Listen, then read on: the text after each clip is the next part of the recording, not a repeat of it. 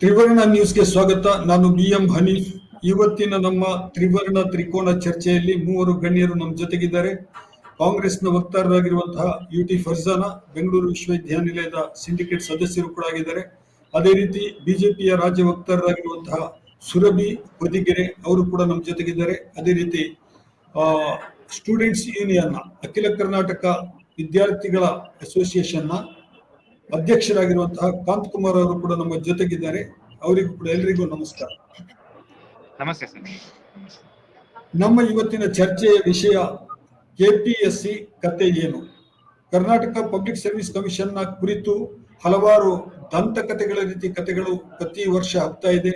ಪ್ರತಿ ವರ್ಷ ವಿದ್ಯಾರ್ಥಿಗಳು ಮತ್ತು ಯಾರು ಈ ಗೆಜೆಟೆಡ್ ಮತ್ತು ನಾನ್ ಗೆಜೆಟೆಡ್ ಕೆಲಸಗಳಿಗೆ ಅಪ್ಲಿಕೇಶನ್ ಹಾಕಿದ್ದಾರ, ಪರೀಕ್ಷೆ ಕೂತಿದ್ದಾರೆ, ಅವರೆಲ್ಲರೂ ಕೂಡ ಪ್ರತಿ ವರ್ಷ ಒಂದಲ್ಲ ಒಂದು ಹೋರಾಟದಲ್ಲಿ ತೊಡಗೋದು, ಸರ್ಕಾರದ ಮೇಲೆ ಒತ್ತಡ ಹೇರೋದು, ಸರ್ಕಾರ ಏನು KPSC ಅನ್ನು ತಪ್ಪು ಮಾಡಿರ್ತದೆ ಅದನ್ನು ಮತ್ತೆ ಕರೆಕ್ಷನ್ ಮಾಡ್ಕೊಳ್ಳೋದು, ಹೀಗೆ ಪ್ರತಿ ವರ್ಷವೂ ಕೂಡ ಇದೊಂದು ವಿವಾದದ ಸ್ವರೂಪ ಪಡಿತಾ ಇದೆ. KPSC ಅನ್ನ ಕ್ಲೀನ್ ಮಾಡಬೇಕು, ಸ್ವಚ್ಛಗೊಳಿಸಬೇಕೆನ್ನುವಂತಹ ಮಾತು ಬಹಳ ವರ್ಷಗಳಿಂದ ಕೇಳಿ ಬರ್ತಾ ಇದೆ. ಸರ್ಕಾರ ಕೆಲವು ಹಂತಗಳಲ್ಲಿ ಕೆಲವು ಕ್ರಮಗಳನ್ನು ಕೈಗೊಂಡಿದೆ. ಆದ್ರೆ ಈ ಸಲವೂ ಕೂಡ ಮತ್ತೆ ವಿವಾದದ ಹೊಸ್ತಿಲಲ್ಲಿ KPSC ಇದೆ. ಏನಿದು ವಿವಾದ ಕಾಂತ್ ಕುಮಾರ್, ಯಾಕೆ ನಡೀತಾ ಇದೆ ಸರ್? ಬಿಕಾಸ್ ಅಂದ್ರೆ ಇದು ಇವತ್ತು ನಿನ್ನೆದಲ್ಲ ಸರ್, ವರ್ಷಾನುಗಟ್ಲೆಯಿಂದ ಬರ್ತಾ ಇದೆ. ಹಲವು ದಶಕಗಳಿಂದ KPSC ಮಾಡ್ತಾ ಇರೋ ಒಂದು ಭ್ರಷ್ಟಾಚಾರ ಇರ್ಬೋದು, ನೇಮಕಾತಿಯಲ್ಲಿ ವಿಳಂಬ ಇರ್ಬೋದು, ಪ್ರತಿ ಒಂದು ವಿಚಾರಕ್ಕೂ KPSC ವಿದ್ಯಾರ್ಥಿಗಳಲ್ಲಿ ಇಲ್ಲಿ ಸಫರ್ ಆಗ್ತಾ ಇರೋದು ಸರ್. ಇವಾಗ್ಲೂ ಅಷ್ಟೇ KPSC ಅಲ್ಲಿ ನಡೆದಂತಹ KPSC KS ಎಕ್ಸಾಮ್ ಅಲ್ಲಿ 2ನೇ ಬಾರಿ ಇಂಗ್ಲಿಷ್ ಇಂದ ಕನ್ನಡ ಟ್ರಾನ್ಸ್ಲೇಷನ್ ಅಲ್ಲಿ ಫಸ್ಟ್ ಬಾರಿ ಸುಮಾರು 57 ಕ್ವಶನ್ಸ್ ಮಿಸ್ಟೇಕ್ ಇತ್ತು. ಈಗ ಸೆಕೆಂಡ್ ಬಾರಿ ಅದಕ್ಕಿಂತ ಜಾಸ್ತಿ ಮಿಸ್ಟೇಕ್ ಮಾಡಿದ್ದಾರೆ KPSC ಅವರು. ಅದನ್ನ ನಾವು ಅದ್ರ ವಿರುದ್ಧ ಹಲವಾರು ಬಾರಿ ಹೋರಾಟ ಮಾಡಿದೀವಿ ಸರ್. 1-2 ಬಾರಿ ಅಲ್ಲ, ಹಲವಾರು ಬಾರಿ KPSC ವಿರುದ್ಧ ಹೋರಾಟ ಮಾಡಿದೀವಿ. ಈ ಹಿಂದೆ ಬರೀ KSC ಅಂತಲ್ಲ ಸರ್, ಇದ್ರ ಹಿಂದೆ ತುಂಬಾ ಸಾಕಷ್ಟು ಫೇಕ್ ಇದು ನೋಟಿಫಿಕೇಶನ್ಸ್. ಒಂದೊಂದು ರಿಸಲ್ಟ್ಸ್ ಬಿಡೋದಕ್ಕೂ 3 ವರ್ಷ, 4 ವರ್ಷ, 5 ವರ್ಷ. ಈ ಹಿಂದೆ ಲತಾ ಕುಮಾರಿ ಮೇಡಮ್ ಮತ್ತೆ ವಿಕಾಸ್ ಕಿಶೋರ್ ಸರ್ ಅಂತ ಇದ್ರು sir, IAS officer, KPSC secretary ಆಗಿ. ಅವರು ಕೆಲವೊಂದು ವಿಚಾರದಲ್ಲಿ KPSC ಅಂದ್ರೆ ಕಮಿಷನ್ ಅಪ್ರೂವಲ್ ತಗೊಂಡಿರೋನೇ ರಿಸಲ್ಟ್ ಬಿಟ್ಟು ವಿದ್ಯಾರ್ಥಿಗಳಿಗೆ ಅನುಕೂಲ ಮಾಡಿಕೊಟ್ರು. ಅಂತ ವ್ಯಕ್ತಿಗಳನ್ನೆಲ್ಲ KPSC ಕಮಿಷನ್ ಮತ್ತೆ ಏನ್ ಮಾಡಿದಾರ ಅಂತಂದ್ರೆ, ಪೊಲಿಟಿಷಿಯನ್ಸ್ ನ ಇಟ್ಕೊಂಡು 2-3 ಕೋಟಿ ದುಡ್ಡು ಕೊಟ್ಟು ಅವ್ರನ್ನ ಟ್ರಾನ್ಸ್ಫರ್ ಮಾಡ್ತಿದ್ದಾರೆ. ಇದು ಮೊದಲನೇದು. ಆ KPSC ಅಲ್ಲಿ ಪ್ರಾಮಾಣಿಕ ವ್ಯಕ್ತಿ ಸೆಕ್ರೆಟರಿನ ಟ್ರಾನ್ಸ್ಫರ್ ಮಾಡ್ತಾರಲ್ಲ ಸರ್, ಅಲ್ಲಿಂದ ಸ್ಟಾರ್ಟ್ ಆಗಿದ್ದು ಈ ಪ್ರಾಬ್ಲಮ್ಸ್ ಮತ್ತೆ ಕ್ರಿಯೇಟ್ ಆಯ್ತು ಸರ್. ಆ ವಿಕಾಸ್ ಕಿಶೋರ್ ಸರ್ ಮತ್ತೆ ಲತಾ ಕುಮಾರಿ ಮೇಡಮ್ ಇದ್ದಾಗ KPSC ಅಲ್ಲಿ ತುಂಬಾ ಪ್ರಾಮಾಣಿಕವಾಗಿ ವಿದ್ಯಾರ್ಥಿಗಳಿಗೆ ಅನುಕೂಲ ಆಗೋ ರೀತಿ ಹೊಸ ರಿಫಾರ್ಮ್ಸ್ ತಗೊಂಡ್ಬರ್ತಾ ಇದ್ರು. ಅದನ್ನ ಸಹಿಸೋದಕ್ಕೆ KPSC ಕಮಿಷನ್ ಇಂದ ಆಗ್ತಾ ಇರ್ಲಿಲ್ಲ ಸರ್. ಮತ್ತೆ ಈ ಒಂದು ಹಲವಾರು ಸತಿ ನಾವೇ KPSC ಮುಂದೆನೆ ಪ್ರತಿಭಟನೆ ಮಾಡಿದೀವಿ. ಅದನ್ನ ಪ್ರತಿಭಟನೆ ಮಾಡಿದಾಗೆಲ್ಲ ಒಂದೊಂದು ರಿಫಾರ್ಮ್ ತಗೊಂಡ್ಬರ್ತಾ ಇದ್ರು, ಸ್ಟೂಡೆಂಟ್ಸ್ ಅನುಕೂಲ ಆಗೋ ರೀತಿ ಬರ್ತಾ ಇತ್ತು ಸರ್. ನಮಗೆ ಸ್ಟೂಡೆಂಟ್ಸ್ ಬೇಕಾಗಿರೋದು ಬೇಸಿಕ್ ನೀಡ್ ಅಪ್ಪ ಅಂತಂದ್ರೆ, ಯಾವ್ದಾದ್ರು ಒಂದು ರೆಕ್ರೂಟ್ಮೆಂಟ್ ಸರ್ಕಾರದಿಂದ KPSC ಬಂತಂದ್ರೆ ವಿತ್ ಟೈಮ್ ಟೇಬಲ್ ಅಂದ್ರೆ ಇವೆಂಟ್ ಆಫ್ ಕ್ಯಾಲೆಂಡರ್ ಬೇಕು ಸರ್. 1 year ಅಲ್ಲಿ ಯಾವುದೇ ಒಂದು ಪ್ರೋಸೆಸ್, ರೆಕ್ರೂಟ್ಮೆಂಟ್ ಪ್ರೋಸೆಸ್ ನ ಕಂಪ್ಲೀಟ್ ಮಾಡಿದ್ರೆ ಆ ವಿದ್ಯಾರ್ಥಿಗಳಿಗೆ ಅನುಕೂಲ ಆಗುತ್ತೆ ಸರ್. ಇವ್ರು ನೋಟಿಫಿಕೇಶನ್ ಸರ್ಕಾರದಿಂದ ಒಂದು ನೋಟಿಫಿಕೇಶನ್ KPSC ಬಂದ್ರೆ ಅವರು ನೋಟಿಫಿಕೇಶನ್ ಡೇಟ್ ಅನೌನ್ಸ್ ಮಾಡೋದಕ್ಕೆ, ಎಕ್ಸಾಮ್ ಡೇಟ್ ಅನೌನ್ಸ್ ಮಾಡೋದಕ್ಕೆ 1 year ತಗೊಂತಾರೆ ಇವರು. ಈಗ ಫಾರ್ ಎಕ್ಸಾಂಪಲ್ ಇವಾಗ ಪೆಂಡಿಂಗ್ ಇರೋದು ಹೇಳ್ತೀನಿ ನೋಡಿ ಸರ್, ಮೋಟರ್ ವೆಹಿಕಲ್ ಇನ್ಸ್ಪೆಕ್ಟರ್ 1 ವರ್ಷ ಆಗಿದೆ KPSC ಬಂದು, ಇಲ್ಲಿವರೆಗೂ ಎಕ್ಸಾಮ್ಸ್ ಡೇಟ್ ಅನೌನ್ಸ್ ಮಾಡಿಲ್ಲ. ಅದ್ರ ಜೊತೆ ಲ್ಯಾಂಡ್ ಸರ್ವೇರ್ ನೋಟಿಫಿಕೇಶನ್ ಬಂದು 1 ವರ್ಷ ಆಗಿದೆ. ಮತ್ತೆ ಪ್ರತಿ ಒಂದು ಎಕ್ಸಾಮ್ ಅನ್ನು ಕರಪ್ಷನ್ ಮಾಡ್ತಾರೆ ಸರ್. ವೇರಿಯಸ್ ಅಂದ್ರೆ ಒಂದು ಹಲವಾರು ರೀತಿ ಕರಪ್ಷನ್ ಆಗುತ್ತೆ ಸರ್. ಒಂದು ಎಕ್ಸಾಮ್ ಸೆಂಟರ್ ಆಗುತ್ತೆ, ಒಂದು ಬ್ಲೂಟೂತ್ ಸ್ಕ್ಯಾಮ್ ಆಗುತ್ತೆ, ಒಂದು KPSC ಕಮಿಷನ್ಸ್ ಏನಿದ್ದಾರೆ ಅವರಿಂದ ಆಗುತ್ತೆ, ಒಂದು ಪೊಲಿಟಿಷಿಯನ್ಸ್ ಇಂದ ಆಗುತ್ತೆ, ಮಧ್ಯವರ್ತಿಗಳಿಂದ ಆಗುತ್ತೆ, ಹಲವಾರು ರೀತಿ ಕ್ವಶನ್ ಪೇಪರ್ ಲೀಕ್ ಆಗುತ್ತೆ. ಇದಕ್ಕೆಲ್ಲ ಪ್ರತಿ ಸತಿ ನಾವ್ ಹೇಳ್ತಾ ಇದೀವಿ ಸರ್, ಒಂದು ರಿಫಾರ್ಮ್ ಅನ್ನೋದು ದೊಡ್ಡ ಮಟ್ಟಕ್ಕೆ ಬೇಕಾಗುತ್ತೆ KPSCಗೆ. ಯಾಕೆ ಅಂತಂದ್ರೆ ಲಕ್ಷಾಂತರ ವಿದ್ಯಾರ್ಥಿಗಳು KPSCನೇ ನಂಬ್ಕೊಂಡಿದ್ದಾರೆ ಸರ್. ನಾನ್ ಕೇಳ್ತಾ ಇರೋದು ಒಂದೇ, ಫಾರ್ ಎಕ್ಸಾಂಪಲ್ ಸ್ಟೂಡೆಂಟ್ಸ್ ಅನುಕೂಲ ಆಗೋ ರೀತಿ ಇವೆಂಟ್ ಆಫ್ ಕ್ಯಾಲೆಂಡರ್ ಬರ್ಬೇಕು ಸರ್ ಒಂದು. ಮತ್ತೆ ಯಾವ್ದೇ ಎಕ್ಸಾಮ್ಸ್ ಇದ್ರು ಪ್ರತಿ ಒಂದು department, each and every department ಅಲ್ಲಿ ಎವ್ರಿ ಇಯರ್ ನೋಟಿಫಿಕೇಶನ್ ಆಗ್ಬೇಕು ಸರ್. ಈ ಒಂದು ಫಾರ್ ಎಕ್ಸಾಂಪಲ್ KS ಅಂತ ಮಾಡ್ತಾರೆ, KS ನೋಟಿಫಿಕೇಶನ್ ಮಾಡ್ತಾರೆ 3 ವರ್ಷ, 5 ವರ್ಷ, 5 years ಒಂದು ನೋಟಿಫಿಕೇಶನ್ ಆಗುತ್ತೆ ಸರ್. FD ನೋಟಿಫಿಕೇಶನ್ ಆಗಿ ಸುಮಾರು 7 years ಆಗಿದೆ ಸರ್ FD SDA ನೋಟಿಫಿಕೇಶನ್ಸ್. ಮತ್ತೆ ಬೇರೆ ಡಿಪಾರ್ಟ್ಮೆಂಟ್ ವೈಸ್ ನೋಡಿದ್ರೆ ಪೊಲೀಸ್ ಡಿಪಾರ್ಟ್ಮೆಂಟ್ ಅಲ್ಲಿ 6 ವರ್ಷ ಆಗಿದೆ ಸರ್ PSI ನೋಟಿಫಿಕೇಶನ್ ಆಗಿ. ಮತ್ತೆ PC ನೋಟಿಫಿಕೇಶನ್ ಆಗಿ 3-4 ವರ್ಷ ಆಗಿದೆ. ಮತ್ತೆ ಟೀಚರ್ಸ್ ರಿಕ್ರೂಟ್ಮೆಂಟ್ ಆಗಿ 5 ವರ್ಷ, 10 ವರ್ಷ ಆಗಿದೆ. ನಮ್ಮ ರಾಜ್ಯದಲ್ಲಿ 2,72,000 ಹುದ್ದೆಗಳು ಖಾಲಿ ಇದೆ ಅಂತ ನಾವು ಪ್ರತಿ ಬಜೆಟ್ ಅಲ್ಲಿ, ಪ್ರತಿ ಸೆಷನ್ ಅಲ್ಲಿ ಇದ್ದಾಗ ನಾವು ಸರ್ಕಾರ ಕೊಡುತ್ತೆ ಇಷ್ಟು ನಂಬರ್ ಆಫ್ ವೇಕೆನ್ಸಿ ಖಾಲಿ ಇದೆ ಅಂತ ಹೇಳಿ. ಆದ್ರೆ ಇಲ್ಲಿ ನೋಟಿಫಿಕೇಶನ್ಸ್ ಮಾತ್ರ ಎವ್ರಿ ಇಯರ್ ಯಾವ ಡಿಪಾರ್ಟ್ಮೆಂಟ್ ಇಂದನೂ ನೋಟಿಫಿಕೇಶನ್ ಮಾಡಲ್ಲ ಸರ್. ಮತ್ತೆ ನಾ ಮಾಡಿರೋ ನೋಟಿಫಿಕೇಶನ್ ಒಂದು ನೋಟಿಫಿಕೇಶನ್ ಪ್ರಾಮಾಣಿಕವಾಗಿ ಕಂಪ್ಲೀಟ್ ಮಾಡಲ್ಲ. ಈ ಒಂದು ಸಮಸ್ಯೆಗೆ ಸರ್ಕಾರ ಬ್ರೇಕ್ ಹಾಕ್ಬೇಕು ಸರ್. KPSC Yes. ಕಮಿಷನ್ ಅಂತ 16 ಜನ ಮೆಂಬರ್ಸ್ ಯಾಕೆ ಬೇಕು ಸರ್? 16 ಜನ ಎಸ್, ಮೆಂಬರ್ಸ್. ಬರ್ತೀನಿ ಅದಕ್ಕೆ ಬರ್ತೀನಿ, ಆ ವಿಷಯಕ್ಕೆ ಬರ್ತೀನಿ ನಾನು. ಫರ್ಜನ, ಒಂದು ಕಾಲದಲ್ಲಿ ನೀವು ಕೂಡ ಕೆಪಿಎಸ್ಸಿ ಪರೀಕ್ಷೆ ಬರೆದವರು, ನೂರಾರು ವಿದ್ಯಾರ್ಥಿಗಳಿಗೆ ನೀವು ತರಬೇತಿಯನ್ನು ನೀಡ್ತಾ ಇದ್ದೀರಿ ಕೆಪಿಎಸ್ಸಿ ಪರೀಕ್ಷೆಗೆ. ಆಮೇಲೆ ನೀವು ಹೋರಾಟಕ್ಕೆ ಒಂದು ಸಲ ಇಳಿದಿದ್ರಿ ನೀವು. ಈಗ ನೀವು ಕಾಂಗ್ರೆಸ್ ಪಕ್ಷದ ವಕ್ತಾರರು ಆಗಿದ್ದೀರಿ, ಬೆಂಗಳೂರು ಯೂನಿವರ್ಸಿಟಿಯ ಸಿಂಡಿಕೇಟ್ ಸದಸ್ಯರಾಗಿದ್ದೀರಿ, ಶಿಕ್ಷಣ ಕ್ಷೇತ್ರದಲ್ಲಿ ಸಾಕಷ್ಟು ಕೆಲಸವನ್ನು ಮಾಡುವಂತ ಅವಕಾಶ ನಿಮಗೆ ಇದೆ. ಇದು ಏನು ಸಮಸ್ಯೆ ಇದು ಕೆಪಿಎಸ್ ಇದು? ಯಾಕೆ ಇಷ್ಟೊಂದು ಡಿಲೇ ಆಗ್ತಾ ಇದೆ? ಪ್ರತಿಯೊಂದು ಸರ್ಕಾರ ಬಂದಾಗಲೂ ಕೂಡ ಈ ಪ್ರಶ್ನೆಯನ್ನು ನಾವು ಪತ್ರಕರ್ತರು ಪದೇ ಪದೇ ಎತ್ತೀವಲ್ವಾ? ಮೊದಲನೇದಾಗಿ ನೀವು ನಿಮ್ಮ ಇಂಟ್ರೊಡಕ್ಷನ್ ಅಲ್ಲಿ ಹೇಳಿದ್ರಿ ಸರ್, ಕೆಪಿಎಸ್ಸಿಯ ಒಂದು ಏನು ಸರಣಿ ಅಕ್ರಮಗಳು, ಅದು ಮುಗಿಯಲಾರದ ಕತೆ ಅನ್ನುವಷ್ಟು ಆ ರೀತಿ ಅದು ಕೆಪಿಎಸ್ಸಿ ಅದು ತನ್ನ ಚಾಳಿ, ಅದು ತನ್ನ ಒಂದು ಜನ್ಮಸಿದ್ಧ ಹಕ್ಕು ಅಂತ ಅದು ಸಾಧಿಸ್ಕೊಂಡು ಬಂದು ಹಂಗೇನೆ ಮಾಡ್ತಾ ಇದೆ. ಆದ್ರೆ ಈ ಬಾರಿ ಒಂದು ಸಂತೋಷದ ವಿಚಾರ ಏನು ಅಂತ ಹೇಳಿದ್ರೆ, ನಮ್ಮ ಕನ್ನಡ ನಾಡಿನ ಮಕ್ಕಳೆಲ್ಲ ಸೇರ್ಬಿಟ್ಟು ಅವ್ರು ಅಷ್ಟು ಮಿತಿಮೀರಿ ಮಾಡಿದಾಗ ಎಲ್ಲರೂ ಒಗ್ಗಟ್ಟಾಗಿ ಒಂದು ಜನಾಂದೋಲನ ರೀತಿಯಲ್ಲಿ ಅದಕ್ಕೆ ಒಂದು ತಕ್ಕದಾದಂತಹ ಒಂದು ಬಿಸಿ ಮುಟ್ಟಿಸುವ ಕೆಲಸ ಮಾಡಿದ್ದಾರೆ. ಅದಕ್ಕೋಸ್ಕರ ನಾನು ಅವ್ರಿಗೆ ವಂದನೆಗಳನ್ನ ತಿಳಿಸ್ಲಿಕ್ಕೆ ಇಷ್ಟಪಡ್ತೀನಿ. ಯಾವತ್ತು ಯುವ ಶಕ್ತಿ ಈ ರೀತಿ ಅಕ್ರಮಗಳ ವಿರುದ್ಧ ನಿಲ್ತದೋ ಅಲ್ಲಿ ಮಾತ್ರ ಅಲ್ಲಿ ಸುಧಾರಣೆ ಆಗಕ್ಕೆ ಸಾಧ್ಯ. ನಾವು ಬೇರೆ ಯಾರಲ್ಲೂ ಇಲ್ಲಿ ನಾನಿಲ್ಲಿ ಬಂದಿರುವಂತದ್ದು, ನಾನು ಕೂಡ ಕೆ ಎಸ್ ಅಭ್ಯರ್ಥಿಯಾಗಿ ಮೇನ್ಸ್ ವರ್ಗೂ ಹೋಗಿ ಅಲ್ಲಿ ಬೇರೆಲ್ಲ ನಡೆದು ಹೋರಾಟ ಮಾಡಿ ಕೊನೆಗೆ ನನ್ನ ಜೀವನದ ಹಾದಿಯನ್ನೇ ಅಲ್ಲಿ ಬಿಚ್ಚುಟ್ಟಿ ಮಾಡ್ಕೊಂಡು ಬಂದಿರುವಂತದ್ದು. ಅಂದ್ರೆ ಕೆಪಿಎಸ್ಸಿ ಅನ್ನುವಂಥದ್ದು ಒಂದು ಕರಾಳ ಅಧ್ಯಾಯ ನನ್ನ ಜೀವನದಲ್ಲೂ ಕೂಡ. ಆದ್ರೆ ಅದೇ ರೀತಿಯಾದಂತಹ ಒಂದು ಕರಾಳತೆಯನ್ನ ಕರ್ನಾಟಕದಲ್ಲಿ ತುಂಬಾ ಮಂದಿ ಅನುಭವಿಸ್ತಾ ಇದ್ದಾರೆ. ಇದು ನನ್ನ ಒಂದು ಬಹಳ ದೊಡ್ಡ ಇಲ್ಲಿ ಮೇಜರ್ ಪ್ರಾಬ್ಲಮ್ ಆಗ್ತಾ ಇರುವಂತದ್ದು. ನಮ್ಮಂತಹ ಒಂದು ಸಣ್ಣ ಮಟ್ಟಿಗಾದ್ರೂ ಒಂದು ಫೇಸ್ ವ್ಯಾಲ್ಯೂ ಇರುವಂತಹ ಒಂದು ಯುವ ಜನರು ಬಂದು ಹೀಗೆ ಹೇಳಿದಾಗ ಉಳಿದ ಒಂದು ಪ್ರತಿಭಾನ್ವಿತ ಮಕ್ಕಳು ಅವರನ್ನ ಇಲ್ಲಿ ಕರ್ನಾಟಕದ ಒಂದು ಆಡಳಿತ ವ್ಯವಸ್ಥೆಗೆ ತರಲಿಕ್ಕೆ ಸಾಧ್ಯ ಇದೆಯಾ? ಪ್ರತಿಭಾ ಪಲಾಯನ ಆಗೋದಿಲ್ವಾ? ಅಂದ್ರೆ ಕೆಪಿಎಸ್ಸಿ ಕೆಎಎಸ್ ಎಕ್ಸಾಮ್ಸ್ ಅಂದ್ರೇನೆ ಹೆದರ್ಕೊಂಡು ದೂರ ನಿಲ್ಲುವಂತಹ ಒಂದು ಪರಿಸ್ಥಿತಿ ಕ್ರಿಯೇಟ್ ಆಗಿದೆ. ಇದು ಆ ಸರ್ಕಾರ ಈ ಸರ್ಕಾರ ಅಂತ ಅಲ್ಲ ಸರ್, ಪ್ರತಿ ಸಲಾನು ಅವ್ರು ಹೇಳಿದಾಗ ಅದು ಮಲ್ಟಿ ಆರ್ಗನ್ ಫೇಲ್ಯೂರ್. ಇದು ಒಂದು ಕಡೆ ಪೇಪರ್ ಲೀಕ್ ಆಗುವಂತದ್ದು, ಇನ್ನೊಂದು ಕಡೆ ಒಂದೇ ಯಾವುದೋ ಸೆಂಟರ್ ಅಲ್ಲಿ ಕೂತು ಅನುಕ್ರಮವಾಗಿ ಅಲ್ಲಿ ಪರೀಕ್ಷೆ ನಡೆಯುವಂಥದ್ದು, ಕೆಲವೊಂದು ಕಡೆ ಮೆಂಬರ್ಗಳೇ ಸೆಟ್ಟಿಂಗ್ ಮಾಡಿ ನಡೆಯುವಂಥದ್ದು, ಕೆಲವೊಂದು ಕಡೆ ಮಧ್ಯವರ್ತಿಗಳ ವಿಚಾರದಲ್ಲಿ ಆಗುವಂಥದ್ದು. ಹೀಗೆ ಒಂದು ದೇಹದಲ್ಲಿ ಮಲ್ಟಿ ಆರ್ಗನ್ ಫೇಲ್ಯೂರ್ ಅಂತ ಹೇಳ್ತಾರಲ್ಲ, ಆ ರೀತಿಯಾಗಿ ಕೆಪಿಎಸ್ಸಿ ನಡೀತಾ ಇದೆ. ಇದಕ್ಕೆ ಏನು ಪರಿಹಾರ ಅನ್ನುವಂಥದ್ದೇ ಚಿಂತೆ ಆಗ್ಬಿಟ್ಟಿದೆ. ಅಂದ್ರೆ ಒಂದು ಎಕ್ಸಾಮ್ ಅಂತಲ್ಲ, ಇವಾಗ ಕಾಂತಾ ಅವರು ಕೆಎಎಸ್ ವಿಚಾರದಲ್ಲಿ ತುಂಬಾ ಸ್ಟ್ರಾಂಗ್ ಆಗಿ ಪ್ರತಿಭಟನೆ ಎಲ್ಲ ಮಾಡಿದ್ರು. ಆದ್ರೆ PSI ಹಗರಣ ನಡೆದಿರುವಂತ ನಿಮ್ಮ ವಿಚಾರ ಗೊತ್ತು. ಹಾಗೇನೆ ರೀಸೆಂಟ್ಲಿ ಇದು ಸಿಟಿಐ ಒಂದು ರಿಸಲ್ಟ್ ಬಂತು ಸರ್. ಸಿಟಿಐ ರಿಸಲ್ಟ್ ಅಲ್ಲೂ ಅಷ್ಟೇನೆ ಅನುಕ್ರಮವಾಗಿ ಕೆಲವೊಂದು ಸೀರೀಸ್ ನಲ್ಲೆಲ್ಲ ಸೆಲೆಕ್ಟ್ ಆಗಿ ಬಿಟ್ಟಿದ್ದಾರೆ. ಒಂದೇ ಸೆಂಟರ್ ನಲ್ಲಿ ಹಲವಾರು ಮಂದಿ ಸೆಲೆಕ್ಟ್ ಆಗಿ ಬಿಟ್ಟಿದ್ದಾರೆ. ಹಾಗೇನೆ PDO ಅಷ್ಟೇನೆ, ಅಲ್ಲಿ ಮಕ್ಕಳು ಕಾಯ್ತಾನೆ ಇದ್ದಾರೆ, ಯಾವಾಗ ಬಿಡ್ತಾರೆ ಇವರು, ಕೀ ಆನ್ಸರ್ಸ್ ಯಾವಾಗ ಬಿಡ್ತಾರೆ. ಇವ್ರು ಯಾವತ್ತೂ ಸಕಾಲದಲ್ಲಿ ಕೆಲಸ ಮಾಡೋದೇ ಇಲ್ಲ. ಭ್ರಷ್ಟಾಚಾರ ಹಗರಣಗಳು ಮಾತ್ರ ಪುಂಖಾನುಪುಂಖವಾಗಿ ಬರ್ತಾ ಇದೆ. ಅದ್ ಸರಿ. ಈಗ ನಾವು ಸರ್ಕಾರ, ಈಗ ಕಾಂಗ್ರೆಸ್ ಸರ್ಕಾರ ಇದೆ, ಏನೋ ಬದಲಾವಣೆಯನ್ನ ಮಾಡ್ಲಿಕ್ಕೆ ಹೊರಟಿದೆ. ಅಸೆಂಬ್ಲಿನಲ್ಲೂ ಕೂಡ ಪ್ರಸ್ತಾಪ ಆಯ್ತು ಇದು. ಮುಖ್ಯಮಂತ್ರಿ ಕೆಲವು ಉತ್ತರಗಳನ್ನ, ಚರ್ಚೆ ನಡೆದಾಗ ಕೆಲವು ಉತ್ತರಗಳನ್ನ ಕೊಟ್ರು. ಅದರಲ್ಲಿ ಕೂಡ ಒಂದು ಏನು ಹೇಳಿದ್ರು ಅಂತ ಹೇಳಿದ್ರೆ, ಅವರು ಶೋಧನಾ ಸಮಿತಿಯನ್ನ ನೇಮಿಸಬೇಕು, ಕೆಪಿಎಸ್ಸಿ ಸದಸ್ಯರನ್ನ ನೇಮಕ ಮಾಡುವಾಗ ಅನ್ನುವಂಥದ್ದೊಂದು ಪ್ರಶ್ನೆ ಬಂತಲ್ಲಿ.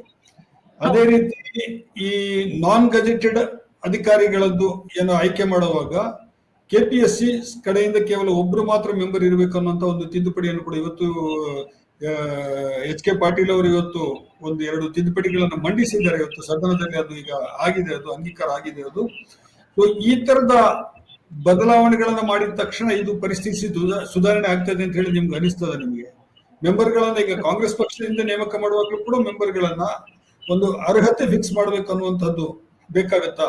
ಮಾನ್ಯ ಮುಖ್ಯಮಂತ್ರಿಗಳಾದ ಸಿದ್ದರಾಮಯ್ಯ ಅವರು ಕೂಡ ಈ ವಿಚಾರದಲ್ಲಿ ಅವರು ಬಹಳ ಕಳವಳವನ್ನು ಹೊಂದಿದ್ದಾರೆ ಅನ್ನುವಂಥದ್ದು ಅವರ ನಡೆ ನುಡಿಗಳಿಂದ ವ್ಯಕ್ತವಾಗಿದೆ. ಯಾಕಂದ್ರೆ ಕಳೆದ ಬಾರಿ ಆಗಸ್ಟ್ ನಲ್ಲಿ ನಡೆದಂತಹ ಪರೀಕ್ಷೆಯಲ್ಲಿ, ಕೆಎಎಸ್ ಪರೀಕ್ಷೆಯಲ್ಲಿ ಕರ್ನಾಟಕದ ಮಕ್ಕಳಿಗೆ, ಕನ್ನಡದ ಮಕ್ಕಳಿಗೆ ಅನ್ಯಾಯ ಆಗಿದೆ ಅಂತ ತಿಳಿದು ಬಂದ ತಕ್ಷಣ ಅವರು ಮರು ಪರೀಕ್ಷೆ ನಡೆಸಬೇಕು ಅಂತ ಹೇಳಿದ್ರು. ಅವರು ಹಿಂದೆ ಮುಂದೆ ಯೋಚನೆ ಮಾಡಿದ್ರೆ ಅದನ್ನ ಹೇಳಿಬಿಟ್ರು. ಆದಾಗ ಈ ಕೆಪಿಎಸ್ಸಿ ಮೆಂಬರ್ಗಳೆಲ್ಲ ಒಟ್ಟಿಗೆ ಸೇರ್ಬಿಟ್ಟು ಸರ್ಕಾರಕ್ಕೆ ಏನು ಅಧಿಕಾರ ಇದೆ, ನಮ್ಮ ಮೇಲೆ ಅವರು ಅತಿಕ್ರಮಣ ಮಾಡ್ತಾ ಇದ್ದಾರೆ, ಇದು ನಮ್ಮದೊಂದು ಸಾಂವಿಧಾನಿಕ ಸಂಸ್ಥೆ, ನಮ್ಗೆ ನಮ್ಮದೇ ಆದಂತಹ ಒಂದು ಇಂಡಿವಿಜುವಾಲಿಟಿ, ಇಂಡಿಪೆಂಡೆನ್ಸ್ ಇದೆ ಅಂತ ಆ ಒಂದು ವರಸೆಯಿಂದ ಅವ್ರನ್ನ ಕಟ್ಟಿ ಹಾಕೋದು ನೋಡಿದ್ರು. ಆದ್ರೆ ಸಿದ್ದರಾಮಯ್ಯ ಸರ್ ಅವ್ರಿಗೆ ಅದಕ್ಕೆ ಬಗ್ಲಿಲ್ಲ, ಮತ್ತೆ ಮರುಪರೀಕ್ಷೆ ಆಯ್ತು. ಆದ್ರೆ ಮತ್ತೆ ಮರುಪರೀಕ್ಷೆಯಲ್ಲೂ ಕೂಡ ತಪ್ಪುಗಳು ನಡೆದಿದೆ ಅಂತ ನಮ್ಮ ಮಕ್ಕಳೆಲ್ಲ ಹೋರಾಟ ಮಾಡ್ತಾನೆ ಬಂದಿದ್ದಾರೆ. ಆದ್ರೆ ಒಂದು ಹೇಳುವಂಥದ್ದು, ಇಲ್ಲಿ ಬರೇ ಪ್ರಭುತ್ವದ ಒಂದು ಇಂಟರ್ಫಿಯರೆನ್ಸ್ ಮಾತ್ರ ಅಲ್ಲ, ಯಾಕಂದ್ರೆ ಅವ್ರು ಸಾಂವಿಧಾನಿಕ ಸಂಸ್ಥೆ ಅನ್ನುವಂತ ಒಂದು ತಡೆಗೋಡೆ ಅನ್ನೋ ಒಂದು ಏನು ಕವಚವನ್ನ ಹಿಡ್ಕೊಂಡು ಆಟ ಆಡ್ತಾ ಇದ್ದಾರೆ. ಹಾಗಾಗಿ ಅಲ್ಲಿ ಕ್ಲಿಯರ್ ಆಗಿ ಬರೇ ಒಂದು ನಿಯಮಾವಳಿಗಳನ್ನ ತೀರ್ಪು ನೀಡೋದು ಮಾತ್ರ ಅಲ್ಲ, ಯುವಜನರ ಹೋರಾಟ ಕೂಡ ಮುಖ್ಯ ಆಗುತ್ತೆ. ಅದಕ್ಕಿಂತ ಹೆಚ್ಚಾಗಿ ರಾಜಕಾರಣಿಗಳ ಇಂಟರ್ಫಿಯರೆನ್ಸ್ ಕಡಿಮೆ ಆದ್ರೆ ಎಲ್ಲಾನು ಒಂದ್ ಸ್ವಲ್ಪ ಸರಿದಾರಿಗೆ ಬರಬಹುದು ಅಂತ ಅನ್ಕೊಳ್ತೀನಿ. ಎಸ್ ಸುರಭಿ ಮೇಡಮ್, ಏನ್ ಹೇಳ್ತೀರಿ ಈ ವಿಚಾರಕ್ಕೆ ಸಂಬಂಧಿಸಿ ನೀವು? ಇದು ರಾಜ್ಯ ಸರ್ಕಾರದ ಕೈಯಿಂದ ನಿಯಂತ್ರಣ ಮಾಡ್ಲಿಕ್ಕೆ ಆಗದಿರುವಂತಹ ಒಂದು ಸ್ಥಿತಿಗೆ ತಲುಪಿದೆಯಾ ಇವತ್ತು KPSC? ಯಾಕಂತ ಹೇಳಿದ್ರೆ ಕಾಂತಕುಮಾರ್ ಅವರು ಹೇಳಿರೋದು ಒಂದು ಟಿಪ್ ಆಫ್ ದಿ ಐಸ್ಬರ್ಗ್ ಅನ್ನೋ ತರದ್ದು, ಅದು ಒಂದು ಈಗ ಪರೀಕ್ಷೆಗೆ ಸಂಬಂಧಿಸಿದ್ದು. ನೀವು ಪರೀಕ್ಷೆಯಲ್ಲಿ ಪಾಸ್ ಆದ ನಂತರನೂ ಕೂಡ ಇದು ಮುಂದುವರಿತಾ ಇರ್ತದೆ. ಇದು ಬೇರೆ ಬೇರೆ ತರದ ಇಂಟರ್ಫಿಯರೆನ್ಸು, ಆಮೇಲೆ ಜಾತಿ ಆಧಾರಿತ ಒಂದು ಇನ್ಫ್ಲುಯೆನ್ಸು ಅಥವಾ ಹಣಕ್ಕೆ ಸಂಬಂಧಿಸಿದ್ದು ಪದೇ ಪದೇ ನಮಗೆ ಇದು ಕೇಳಿ ಬರ್ತಾ ಇದೆ ನಮಗೆ.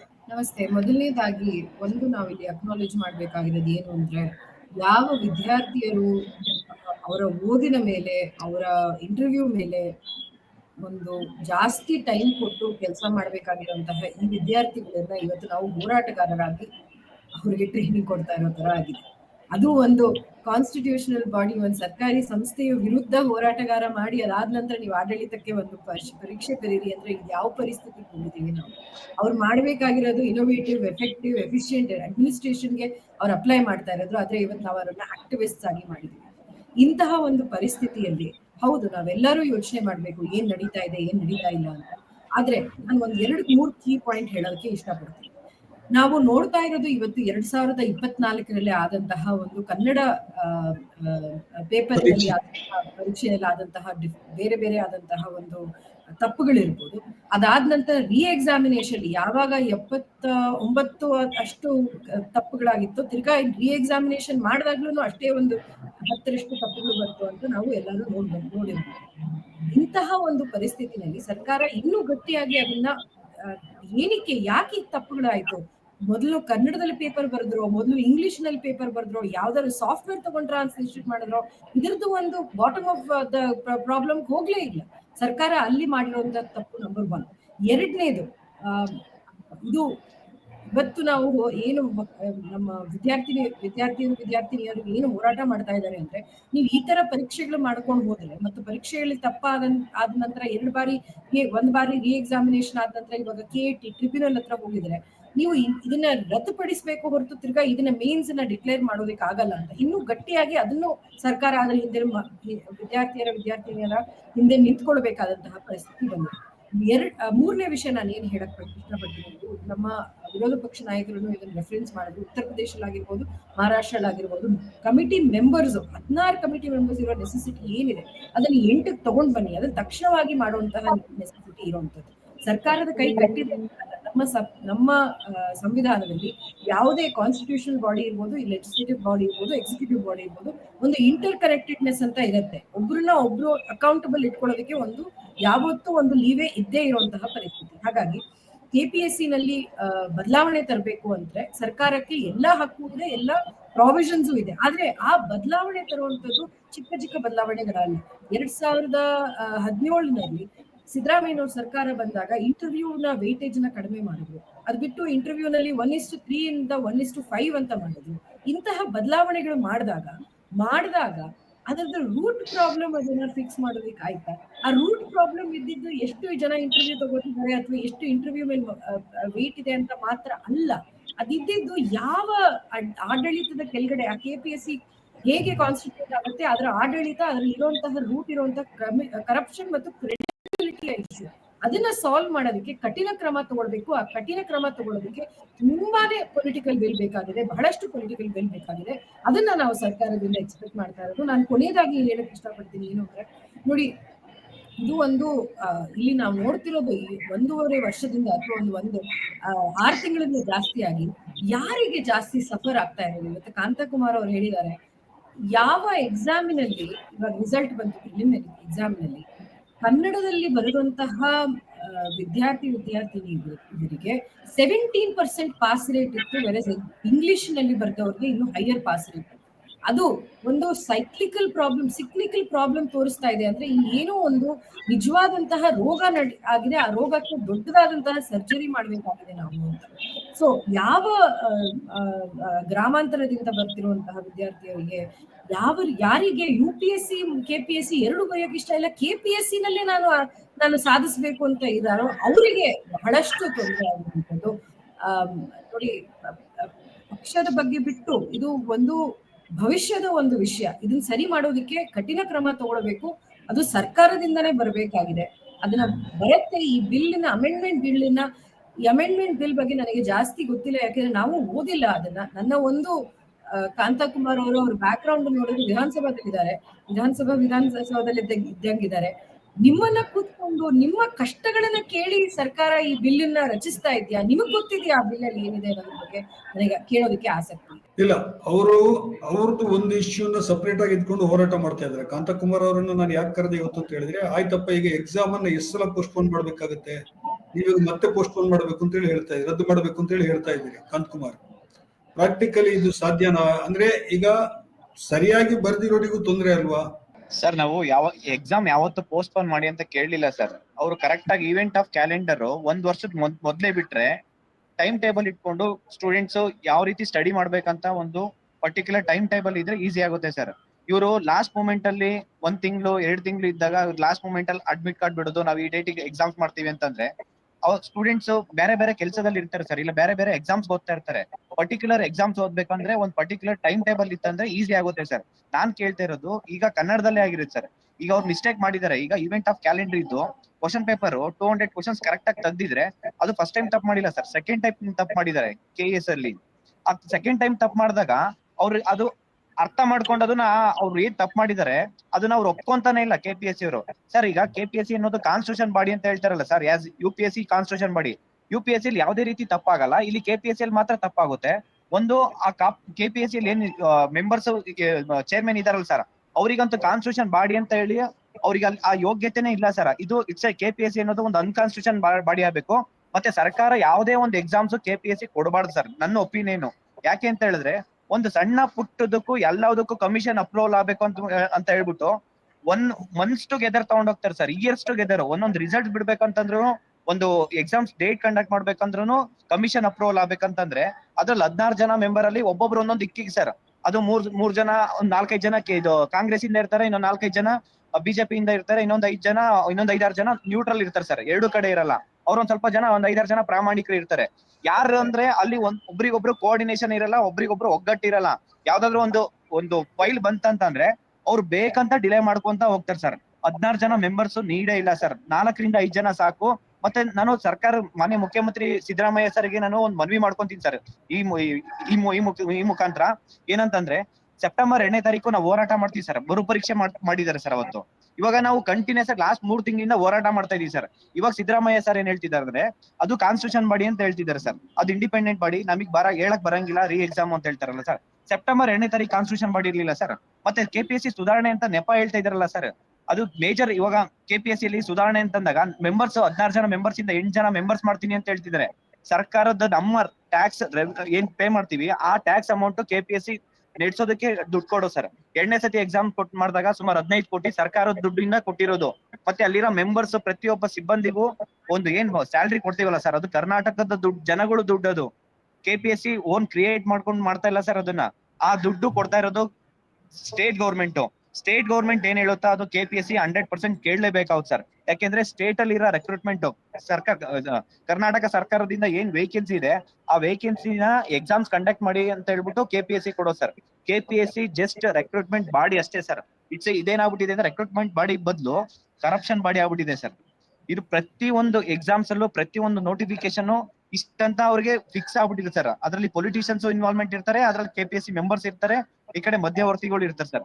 KPSC ಅಲ್ಲಿ ಆಗಂತ ರೆಕ್ರೂಟ್ಮೆಂಟ್ ಒಂದು ಏನಂದ್ರೆ ಒಂದು ಬಿಸ್ನೆಸ್ ಮಾಡ್ಕೊಂಡ್ಬಿಟ್ಟಿದ್ದಾರೆ ಸರ್. 1000 ಕೋಟಿ ಇದರಲ್ಲಿ ಟರ್ನ್ ಓವರ್ ಆಗ್ತಾ ಇದೆ ಸರ್. ಆದ್ರೆ ಇಲ್ಲಿ ಯಾರು ಸಫರ್ ಆಗ್ತಾ ಇದಾರೆ ಅಂದ್ರೆ ಅಲ್ಟಿಮೇಟ್ ಫೈನಲಿ ಸ್ಟೂಡೆಂಟ್ಸ್ ಸರ್. ಇಲ್ಲಿ ವರ್ಷಾನುಗಟ್ಲೆ ವಿದ್ಯಾರ್ಥಿಗಳು ಮನೆ ಮಠ ಎಲ್ಲ ಬಿಟ್ಬಿಟ್ಟು most productive year 20 to 30 years ಆ ಏಜ್ ಅಲ್ಲಿ ಇಲ್ಲಿ ಸುಮಾರು 10 ರಿಂದ 15 ವರ್ಷ ಇದು ಕಾಂಪಿಟೇಟಿವ್ ಎಕ್ಸಾಮ್ಸ್ ಏನ್ ಸ್ಟೂಡೆಂಟ್ಸ್ ಬರ್ತಾರೆ ಸರ್. ಒಂದು ಅಡಿಕ್ಷನ್ ಒಂದ್ ವರ್ಷ ಬಂದ್ರೆ ಈ ವರ್ಷ ಆಗುತ್ತೆ, ನೆಕ್ಸ್ಟ್ ವರ್ಷ ಆಗುತ್ತೆ, ನೆಕ್ಸ್ಟ್ ವರ್ಷ ಆಗುತ್ತೆ ಅಂದ್ಬಿಟ್ಟು ಕಂಟಿನ್ಯೂಸ್ ಆಗಿ 10 ವರ್ಷ 15 ವರ್ಷ ಆದ್ರೂ ಇಲ್ಲೇ ಕುತ್ಕೊಂಡು ಓದ್ತಾ ಇರ್ತಾರೆ ಸರ್. ಅಲ್ಟಿಮೇಟ್ ಸಫರ್ ಆಗ್ತಾ ಇರೋದು ಸ್ಟೂಡೆಂಟ್ಸ್. ಮತ್ತೆ ಪ್ರತಿ ಒಂದು ಎಕ್ಸಾಮ್ಸ್ ಅಲ್ಲೂ KPSC ಎಕ್ಸಾಮ್ಸ್ ಅಲ್ಲಿ 500 ರೂಪಾಯಿ ಫೀಸ್ ತಗೊಂತಾರೆ ಸರ್. ಅದ್ರಲ್ಲಿ 10 ವೇಕೆನ್ಸಿ ಇದ್ರು, 50 ವೇಕೆನ್ಸಿ ಇದ್ರು, 1000 ವೇಕೆನ್ಸಿ ಇದ್ರು ಒಂದೊಂದು ಸಪ್ರೇಟ್ ಮಾಡ್ತಾರೆ ಸರ್. ಬೇಕು ಅಂತ ಒಂದೇ ಡಿಪಾರ್ಟ್ಮೆಂಟ್ ಇದ್ರು 5, 10, 15 ಸಪ್ರೇಟ್ ನೋಟಿಫಿಕೇಶನ್ ಮಾಡ್ಕೊಂಡು ಒಬ್ಬೊಬ್ರ ಹತ್ರ 500 ರೂಪಾಯಿ ಫೀಸ್ ಕಲೆಕ್ಟ್ ಮಾಡ್ತಾರೆ ಸರ್. ಆದ್ರೆ KE ಎದುರು 750 ರೂಪೀಸ್ ಫೀಸ್ ಕಲೆಕ್ಟ್ ಮಾಡ್ಕೊಂತಾರೆ ಸರ್. ಕೋಆಪರೇಟಿವ್ ಬ್ಯಾಂಕ್ ಅಲ್ಲಿ 1,500 ಇಂದ 2,000 ರೂಪಾಯಿ ಫೀಸ್ ಕಲೆಕ್ಟ್ ಮಾಡ್ತಾರೆ. ಬಡ ವಿದ್ಯಾರ್ಥಿಗಳು, ಅದ್ರಲ್ಲೂ ಮಧ್ಯಮ ವರ್ಗದವರು ಎಕ್ಸಾಮ್ ಬರೆಯಕ್ ಬರ್ತಾರೆ. ಅವರು ಮಂತ್ಲಿ 5,000 ಇತ್ತಂದ್ರೆ ಸಾಕು ಸರ್, ಅವರಿಗೆ ಒಂದ್ ತಿಂಗಳಲ್ಲಿ ಎಕ್ಸ್ಪೆಂಡಿಚರ್ ಅವರು ಖರ್ಚು ವೆಚ್ಚ, ಅದು ಊಟದ್ದು ಮತ್ತೆ ಅವ್ರು ರೂಮ್ ರೆಂಟ್ ಕಟ್ಕೊಂಡು 5,000ದಲ್ಲಿ ಅವ್ರು ಹೆಂಗೋ ಮೇಂಟೈನ್ ಮಾಡ್ತಾರೆ ಸರ್.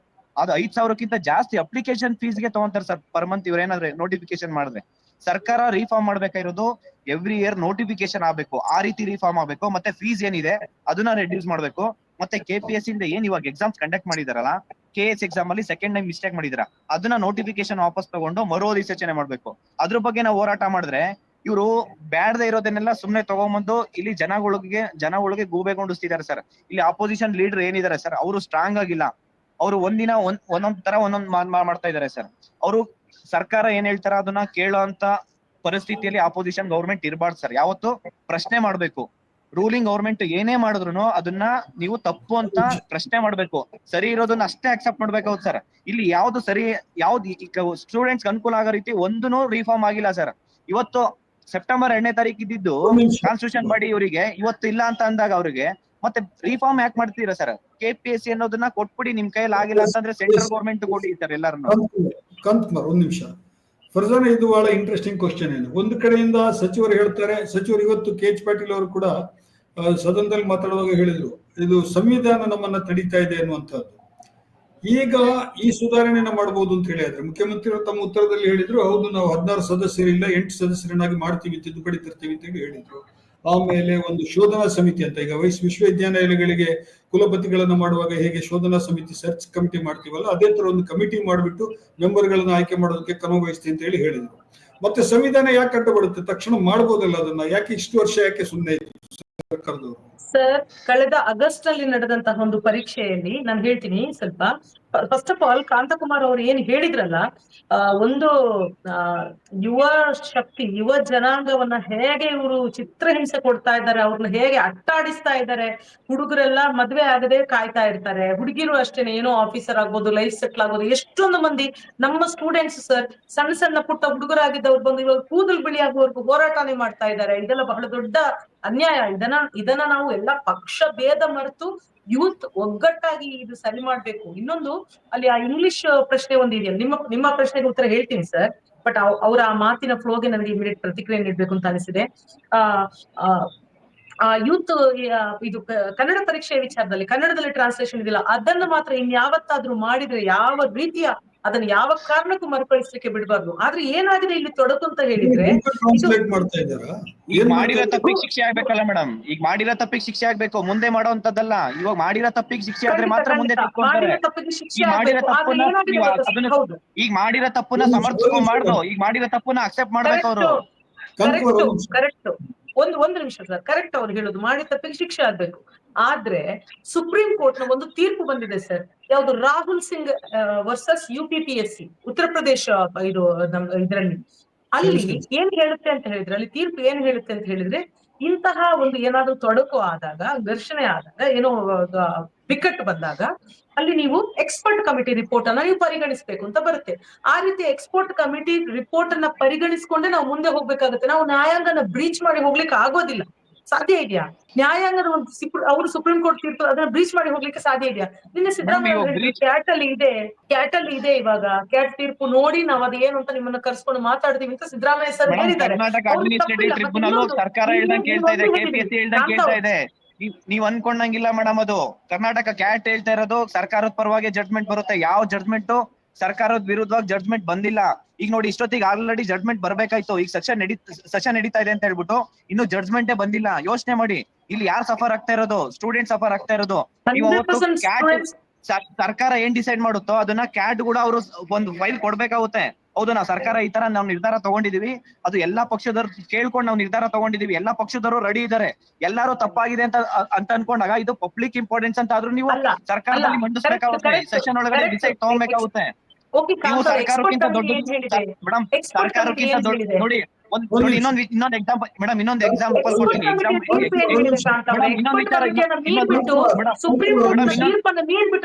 ಆಕ್ಷನ್ ಮಾಡ್ಲಿಕ್ಕೆ ಸಾಧ್ಯ ಇದೆಯಾ ಅದನ್ನ ಹೇಳಿ ನಂಗೆ. ಆಯ್ತು ಮೇಡಮ್, ಎಕ್ಸಾಂಪಲ್ ಕೊಡ್ತೀನಿ ನಾನು. 2011 ಬ್ಯಾಚ್ ಕೇಸ್ ಏನಾಯ್ತು, ಹೈಕೋರ್ಟ್ ಅಲ್ಲೂ ಇದ್ ಮಾಡಿದ್ರು, ಅದು ಕರಪ್ಷನ್ ಆಗಿದೆ, ಕೊಡ್ಬೇಡಿ ಆರ್ಡರ್ ಕಾಪಿ ಅಂತ ಹೇಳಿದ್ರು. ಸುಪ್ರೀಂ ಕೋರ್ಟ್ ಅಲ್ಲೂ ಕೊಡ್ಬೇಡಿ ಅಂತ ಹೇಳಿದ್ರು. ಅದೇ ಸೆಷನ್ ಒಳಗಡೆ ಎಲ್ಲಾ ಪಾರ್ಟಿ ಇದ್ ಮಾಡ್ಕೊಂಡು ಅವ್ರು 2022 ಅಲ್ಲಿ 2 ವರ್ಷ ಮುಂಚೆ ಅವ್ರಿಗೆ ಆರ್ಡರ್ ಕಾಪಿ ಕೊಟ್ರಲ್ಲ, 2011 ಬ್ಯಾಚ್ ಇದು. ಸುಪ್ರೀಂ ಕೋರ್ಟ್ ನ rule out, supreme court rule ಏನಿತ್ತು ಮತ್ತೆ ಸ್ಟೂಡೆಂಟ್ಸ್ ಸುಪ್ರೀಂ ಕೋರ್ಟ್ ಹೋಗಿದಾರಲ್ವಾ ಮೇಡಮ್? ಹೋಗಿದ್ರು ಕೂಡ ಅವರೆಲ್ಲ ಆರ್ಡರ್ ಕಾಪಿ ಕೊಟ್ಟು ಅವರೆಲ್ಲ ಸ್ಯಾಲರಿ ತಗೊಂತಾ ಇದಾರಲ್ಲ, ಅವರೆಲ್ಲ ವರ್ಕ್ ಮಾಡ್ತಾ ಇದಾರಲ್ಲ, ಅವರೆಲ್ಲ ವರ್ಕ್ ಮಾಡ್ತಾ ಇದಾರಲ್ಲ. ಟೋಟಲ್ ಏನೇ ಆದ್ರೂ ನೋಡಿ, ಒಂದ್ ನಿಮಿಷ ಸರ್, ಇದೊಂದು ಮಾಹಿತಿ ಲೆಜಿಸ್ಲೇಟಿವ್ ಪವರ್ ಇಸ್ ಅಲ್ಟಿಮೇಟ್ ಅಂತ ಹೇಳ್ತೀನಿ. ಲೆಜಿಸ್ಲೇಟಿವ್ ಅಲ್ಲ, ಅವರ ಕನ್ಸರ್ನ್ ನನ್ಗೆ ಅವ್ರ ಆಕ್ರೋಶ ಅರ್ಥ ಆಗುತ್ತೆ, ಅದ್ರಲ್ಲಿ ತಪ್ಪಿಲ್ಲ. ನಾನ್ ಹೇಳುದು, ಸಿದ್ದರಾಮಯ್ಯ ಸರ್ ಅವರು ಕಳೆದ ಆಗಸ್ಟ್ ನಲ್ಲಿ ನಡೆದ ಎಕ್ಸಾಮ್ ಮರುಪರೀಕ್ಷೆ ನಡೆಸಬೇಕು ಅಂತ ಹೇಳಿ ಆದ ಮೇಲೆ ಎಂತಹ ಒಂದು ಬೆಳವಣಿಗೆಗಳು ಅಲ್ಲಿ ಒಳಗೆ ಬೇರೆ ಎಲ್ರು ಹೋಗ್ತಾರದು, ಎಲ್ರು ಕಾಮನ್ ಅದು. ಈಗ ತುಂಬಾ ಜನ ಇರ್ತಾರೆ ಮೆಂಬರ್ಗಳು. ಸರ್ ಹನೀಫ್ ಸರ್, ಒಂದು ಇಂಪಾರ್ಟೆಂಟ್ ಮಾಹಿತಿ ಕೊಡ್ಬೇಕು. ಮೆಂಬರ್ಗಳೆಲ್ಲ ಒಟ್ಟಿಗೆ ಸೇರಿ ನಾವು ಪ್ರೆಸ್ ಮೀಟ್ ಮಾಡಿಬಿಡ್ತೀವಿ, ಸರ್ಕಾರ ನಮ್ಮನ್ನು ಕಾರ್ಯನಿರ್ವಹಣೆ ಮಾಡ್ತಾರೆ, ನಮ್ಮ ಮೇಲೆ ಅತಿಕ್ರಮಣ ಮಾಡ್ಬಿಡ್ತೀವಿ ಅಂತ ಹೇಳ್ಬಿಟ್ಟು ನಾವು ರಾಷ್ಟ್ರಪತಿಗಳು ದೂರು ಕೊಡ್ತೀವಿ ಅಂತ ಮೆಂಬರ್ಗಳು ಒಗ್ಗಟ್ಟಾಗಿ ಕೂತಿದ್ರು. ಇದನ್ನೇ ಸಾಂವಿಧಾನಿಕ ಬಿಕ್ಕಟ್ಟು ಅಂತ ಹೇಳುದು, ಬೇರೇನೂ ಅಲ್ಲ. ಅಲ್ಲಿ ಕನ್ನಡದ ಮಕ್ಕಳಿಗೆ ಅನ್ಯಾಯ ಆಗ್ಬೇಕು ಅಂತ ಅಲ್ಲ ಮೇಡಮ್. ಸರ್ಕಾರ ಮನ್ಸ್ ಮಾಡಿದ್ರೆ ಯಾವ ಟೈಮ್ ಆಗಿಲ್ಲಾದ್ರೂ ನೋಟಿಫಿಕೇಶನ್ ಹಿಂದೆ ತಗೋಬಹುದು, ಯಾವ ಟೈಮ್ ಬೇಕಾದ್ರೂ ನೋಟಿಫಿಕೇಶನ್ ಮಾಡಬಹುದು. ಅದು ಅಲ್ಟಿಮೇಟ್ ಪವರ್ ಇರೋದು, ಹೋಲ್ ಅಂಡ್ ಸೋಲ್ ಪವರ್ ಇರೋದು ಸಿದ್ದರಾಮಯ್ಯ ಸರ್ಕಾರಕ್ಕೆ ಮಾತ್ರ ಇರೋದು, ಸರ್ಕಾರಕ್ಕೆ ಮಾತ್ರ ಇರೋದು. ಅಷ್ಟು ಈಸಿ ವಿಚಾರ. ಹೌದು ಮೇಡಮ್, ಹೌದು, ಅಷ್ಟು ಈಸಿನೇ ಇದೆ ಮೇಡಮ್. ಅದು ಎಕ್ಸ್ಪರ್ಟ್ ಕಮಿಟಿ ಯಾರು ಅಂತ ಒಂದ್ ನಿಮಿಷ ಹೇಳ್ತೀನಿ ಕೇಳಿ. ಎಕ್ಸ್ಪರ್ಟ್ ಕಮಿಟಿ ಯಾರು ಅಂತ ಗೊತ್ತಿದೆಯಾ ನಿಮ್ಗೆ? ಎಕ್ಸ್ಪರ್ಟ್ ಕಮಿಟಿ ಯಾರು ಅಂತ ಗೊತ್ತಾಗ್ಲಿ. ಗ್ರೇಸ್ ಮಾರ್ಕ್ಸ್ ಎಷ್ಟು ಕೊಟ್ಟಿದ್ದಾರೆ? 2 ಕ್ವಶನ್ಸ್ ಕನ್ನಡ ಕೊಟ್ಟಿರೋದು, 2 ಕ್ವಶನ್ಸ್ಗೆ ಬರೀ 2 ಕ್ವಶನ್ಸ್ ಕೊಟ್ಟಿದ್ದಾರೆ ಗ್ರೇಸ್ ಮಾರ್ಕ್ಸ್. ಬರೀ 2 ಕ್ವಶನ್ಸ್ಗೆ ಗ್ರೇಸ್ ಮಾರ್ಕ್ ಕೊಟ್ಟಿರೋದು, ಬರೀ 2 ಕ್ವಶನ್ಸ್ಗೆ grace marks. Total 5 questions English ಅಲ್ಲಿ ತಪ್ಪಾಗಿರೋದಕ್ಕೆ ಟೋಟಲ್ 5 ಕ್ವಶನ್ಸ್ ಗಿಂತ ಗ್ರೇಸ್ ಮಾರ್ಕ್ ಕೊಡಂಗೆ ಇಲ್ಲ. As per Supreme Court order ಇರೋದು 5 ಕ್ವಶನ್ಸ್ ಗಿಂತ ಜಾಸ್ತಿ ಕೊಟ್ರೆ, ಮೇಡಮ್ ಹೇಳ್ತೀನಿ ಕೇಳಿ, 5 ಕ್ವಶನ್ಸ್ ಗಿಂತ ಜಾಸ್ತಿ ಕೊಟ್ರೆ ಮತ್ತೆ ರೀ ಎಕ್ಸಾಮ್ ಮಾಡ್ಬೇಕನ್ನೋದು ರೂಲ್ ಇದೆ, ಓಕೆನಾ? ಅವ್ರು ಇಂಗ್ಲಿಷ್ ಅಲ್ಲಿ ತಪ್ಪಾಗಿರೋದಕ್ಕೆ 3 ಕ್ವಶನ್ಸ್ ಕೊಟ್ಟಿದ್ದಾರೆ, 2 ಕ್ವಶನ್ಸ್ಗೆ ಕನ್ನಡದಲ್ಲಿ ತಪ್ಪಾಗಿರೋದು ಕೊಟ್ಟಿದ್ದಾರೆ. 1 ಕ್ವಶನ್ಸ್ 2, 3, 4 3 ಆಪ್ಷನ್ಸ್ ಕೊಟ್ಟಿದ್ದಾರೆ. ಇಡೀ ಇಂಡಿಯಾದಲ್ಲಿ ಯಾವ್ದಾದ್ರು ಒಂದು ಎಕ್ಸಾಮ್ಸ್ ಅಲ್ಲಿ 3 ಆಪ್ಷನ್ಸ್ ಕೊಟ್ಟಿದಾರ ಆನ್ಸರ್ಸ್? ನೀವು ನೋಡ್ಕೊಂಡ್ ಬನ್ನಿ ನೋಡೋಣ, ಯಾವ್ದಾದ್ರು ಒಂದು ಕ್ವಶನ್ಸ್ ತೋರಿಸಿ ನೋಡೋಣ. ಇನ್ನೊಂದು ವಿಚಾರ ಹೇಳ್ತೀನಿ ಮೇಡಮ್, ಇನ್ನೊಂದು ವಿಚಾರ ಹೇಳ್ತೀನಿ ಕೇಳಿ. ಅಲ್ಲ ಒಂದ್ ವಿಚಾರ ಹೇಳ್ತೀನಿ ಕೇಳಿ ಮೇಡಮ್. ಇದು ಮಾತಾಡಿ ಮೇಡಮ್, ಮಾತಾಡಿ. ನೋಡಿ, ಆಂಧ್ರದಲ್ಲಿ, ತಮಿಳುನಾಡಲ್ಲಿ, ಒಡಿಸ್ಸಾದಲ್ಲಿ ಈ ರೀತಿಯ ಭಾಷಾಂತರ ಸಮಸ್ಯೆಗಳು ನಡ್ಕೊಂಡೇ ಬಂದಿದ್ದಾವೆ. ಎಸ್ಪೆಷಲಿ ತಮಿಳುನಾಡಿನಲ್ಲಿ ನೀಟ್ ಸಮಯದಲ್ಲಿ ಒಂದು ಚೀತ ಇಲ್ಲ, ಸಮರ್ಥನೆ ಆಗೋದಿಲ್ಲ ಅದು. ಫರ್ಜಾನ್ ಅವರೇ, ಇದು 1-2 ಕ್ವಶನ್ಸ್ ಅಲ್ಲ, 1-2 ಕ್ವಶನ್ಸ್ ಆಗಿದ್ರೆ ಓಕೆ, ಅಕ್ಸೆಪ್ಟೆಡ್. 1-2 ಕ್ವಶನ್ಸ್ ಆದ್ರೆ ಅಕ್ಸೆಪ್ಟೆಡ್. ಸಮರ್ಥನೆ ಮಾಡ್ತಾರ? ಕೆಪಿಎಸ್ಸಿ ಮಾಡಿರುವಂತದ್ದು ಅದು ಅದರ ಅನ್ಯಾಯದ ಆಳವನ್ನು ನಾವು ಮೇಡಮ್, ನೀವು ಒಂದು ಆಸ್ಪಿರೆಂಟ್ ಆಗಿ ಮತ್ತೆ ಇವಾಗ ನೀವು ಕಾಂಗ್ರೆಸ್ ಅಲ್ಲಿ ಇದ್ದೀರಾ ಅಂತ ಹೇಳ್ಬಿಟ್ಟು ಕೆಪಿಎಸ್ಸಿ ನ ಸಮರ್ಥನೆ ಮಾಡ್ಕೊಳ್ಳೋದು ತಪ್ಪು. ಇಲ್ಲಿ ವಿದ್ಯಾರ್ಥಿಗಳು ಸಫರ್ ಆಗ್ತಾ ಇದ್ದಾರೆ. ನೀವು ಅದನ್ನ ಹೇಳ್ತಾ ಇರಲ್ಲ. ಮತ್ತೆ ಇವಾಗ 5 ಕ್ವಶನ್ ಗ್ರೇಸ್ ಕೊಟ್ಟಿದ್ದಾರೆ ಅಂತಂದ್ರೆ ಯಾವ ಅರ್ಥದಲ್ಲಿ ಕೊಟ್ಟಿದ್ದಾರೆ ನಿಮ್ಗೆ ಗೊತ್ತಲ್ಲ ನಿಮ್ಗೆ? ಕಾಂತ ಅವ್ರೆ, ನೀವು ನಾನು ಕೆಪಿಎಸ್ಸಿ ಸಮರ್ಥನೆ ಮಾಡ್ತೀನಿ ಅನ್ನೋ ಪದ ಬಳಸ್ತಿದ್ರೆ ನಾನು ಇವಾಗ್ಲೂ ಇಲ್ಲಿಂದ ಎದ್ದು ಹೋಗ್ತೀನಿ. ಯಾಕಂದ್ರೆ ಕೆಪಿಎಸ್ಸಿ ಮತ್ತೆ 5 ಕ್ವಶನ್ಸ್ ಅಂತ ಹೆಂಗ್ ಹೇಳ್ತಿದ್ದೀರಾ ನೀವು? 5 ಕ್ವಶನ್ಸ್ ಗ್ರೇಸ್ ಕೊಟ್ಟಿದ್ದಾರೆ ಅಂತ ಯಾವ ರೀತಿ ಕೊಟ್ಟಿದ್ದಾರೆ ನೀವು? ಆಯ್ತು, ಎಕ್ಸ್ಪರ್ಟ್ ಕಮಿಟಿ ಅಂತ ಹೇಳಿದ್ರೆ ಎಕ್ಸ್ಪರ್ಟ್ ಕಮಿಟಿ ಅಂತ ಹೇಳಿದ್ರೆ ಏನಾಗಿದೆ ಗೊತ್ತಾ? ಕೆಲವೊಂದು ಪದಗಳನ್ನು ಹೇಳ್ತೀನಿ ನಾನು. ಅಲ್ಲ, ಸಮಸ್ಯೆ ಗೊತ್ತಾಯ್ತು. ಕೆಲವೊಂದು ಪದಗಳನ್ನು ಹೇಳ್ತೀನಿ. ಇವ್ರು ಏನ್ ಮಾಡಿದಾರೆ ಗೊತ್ತಾ? ಈ ನಿಶಾಚರಿ ಅಂತ ಪದ ಬಂದಾಗ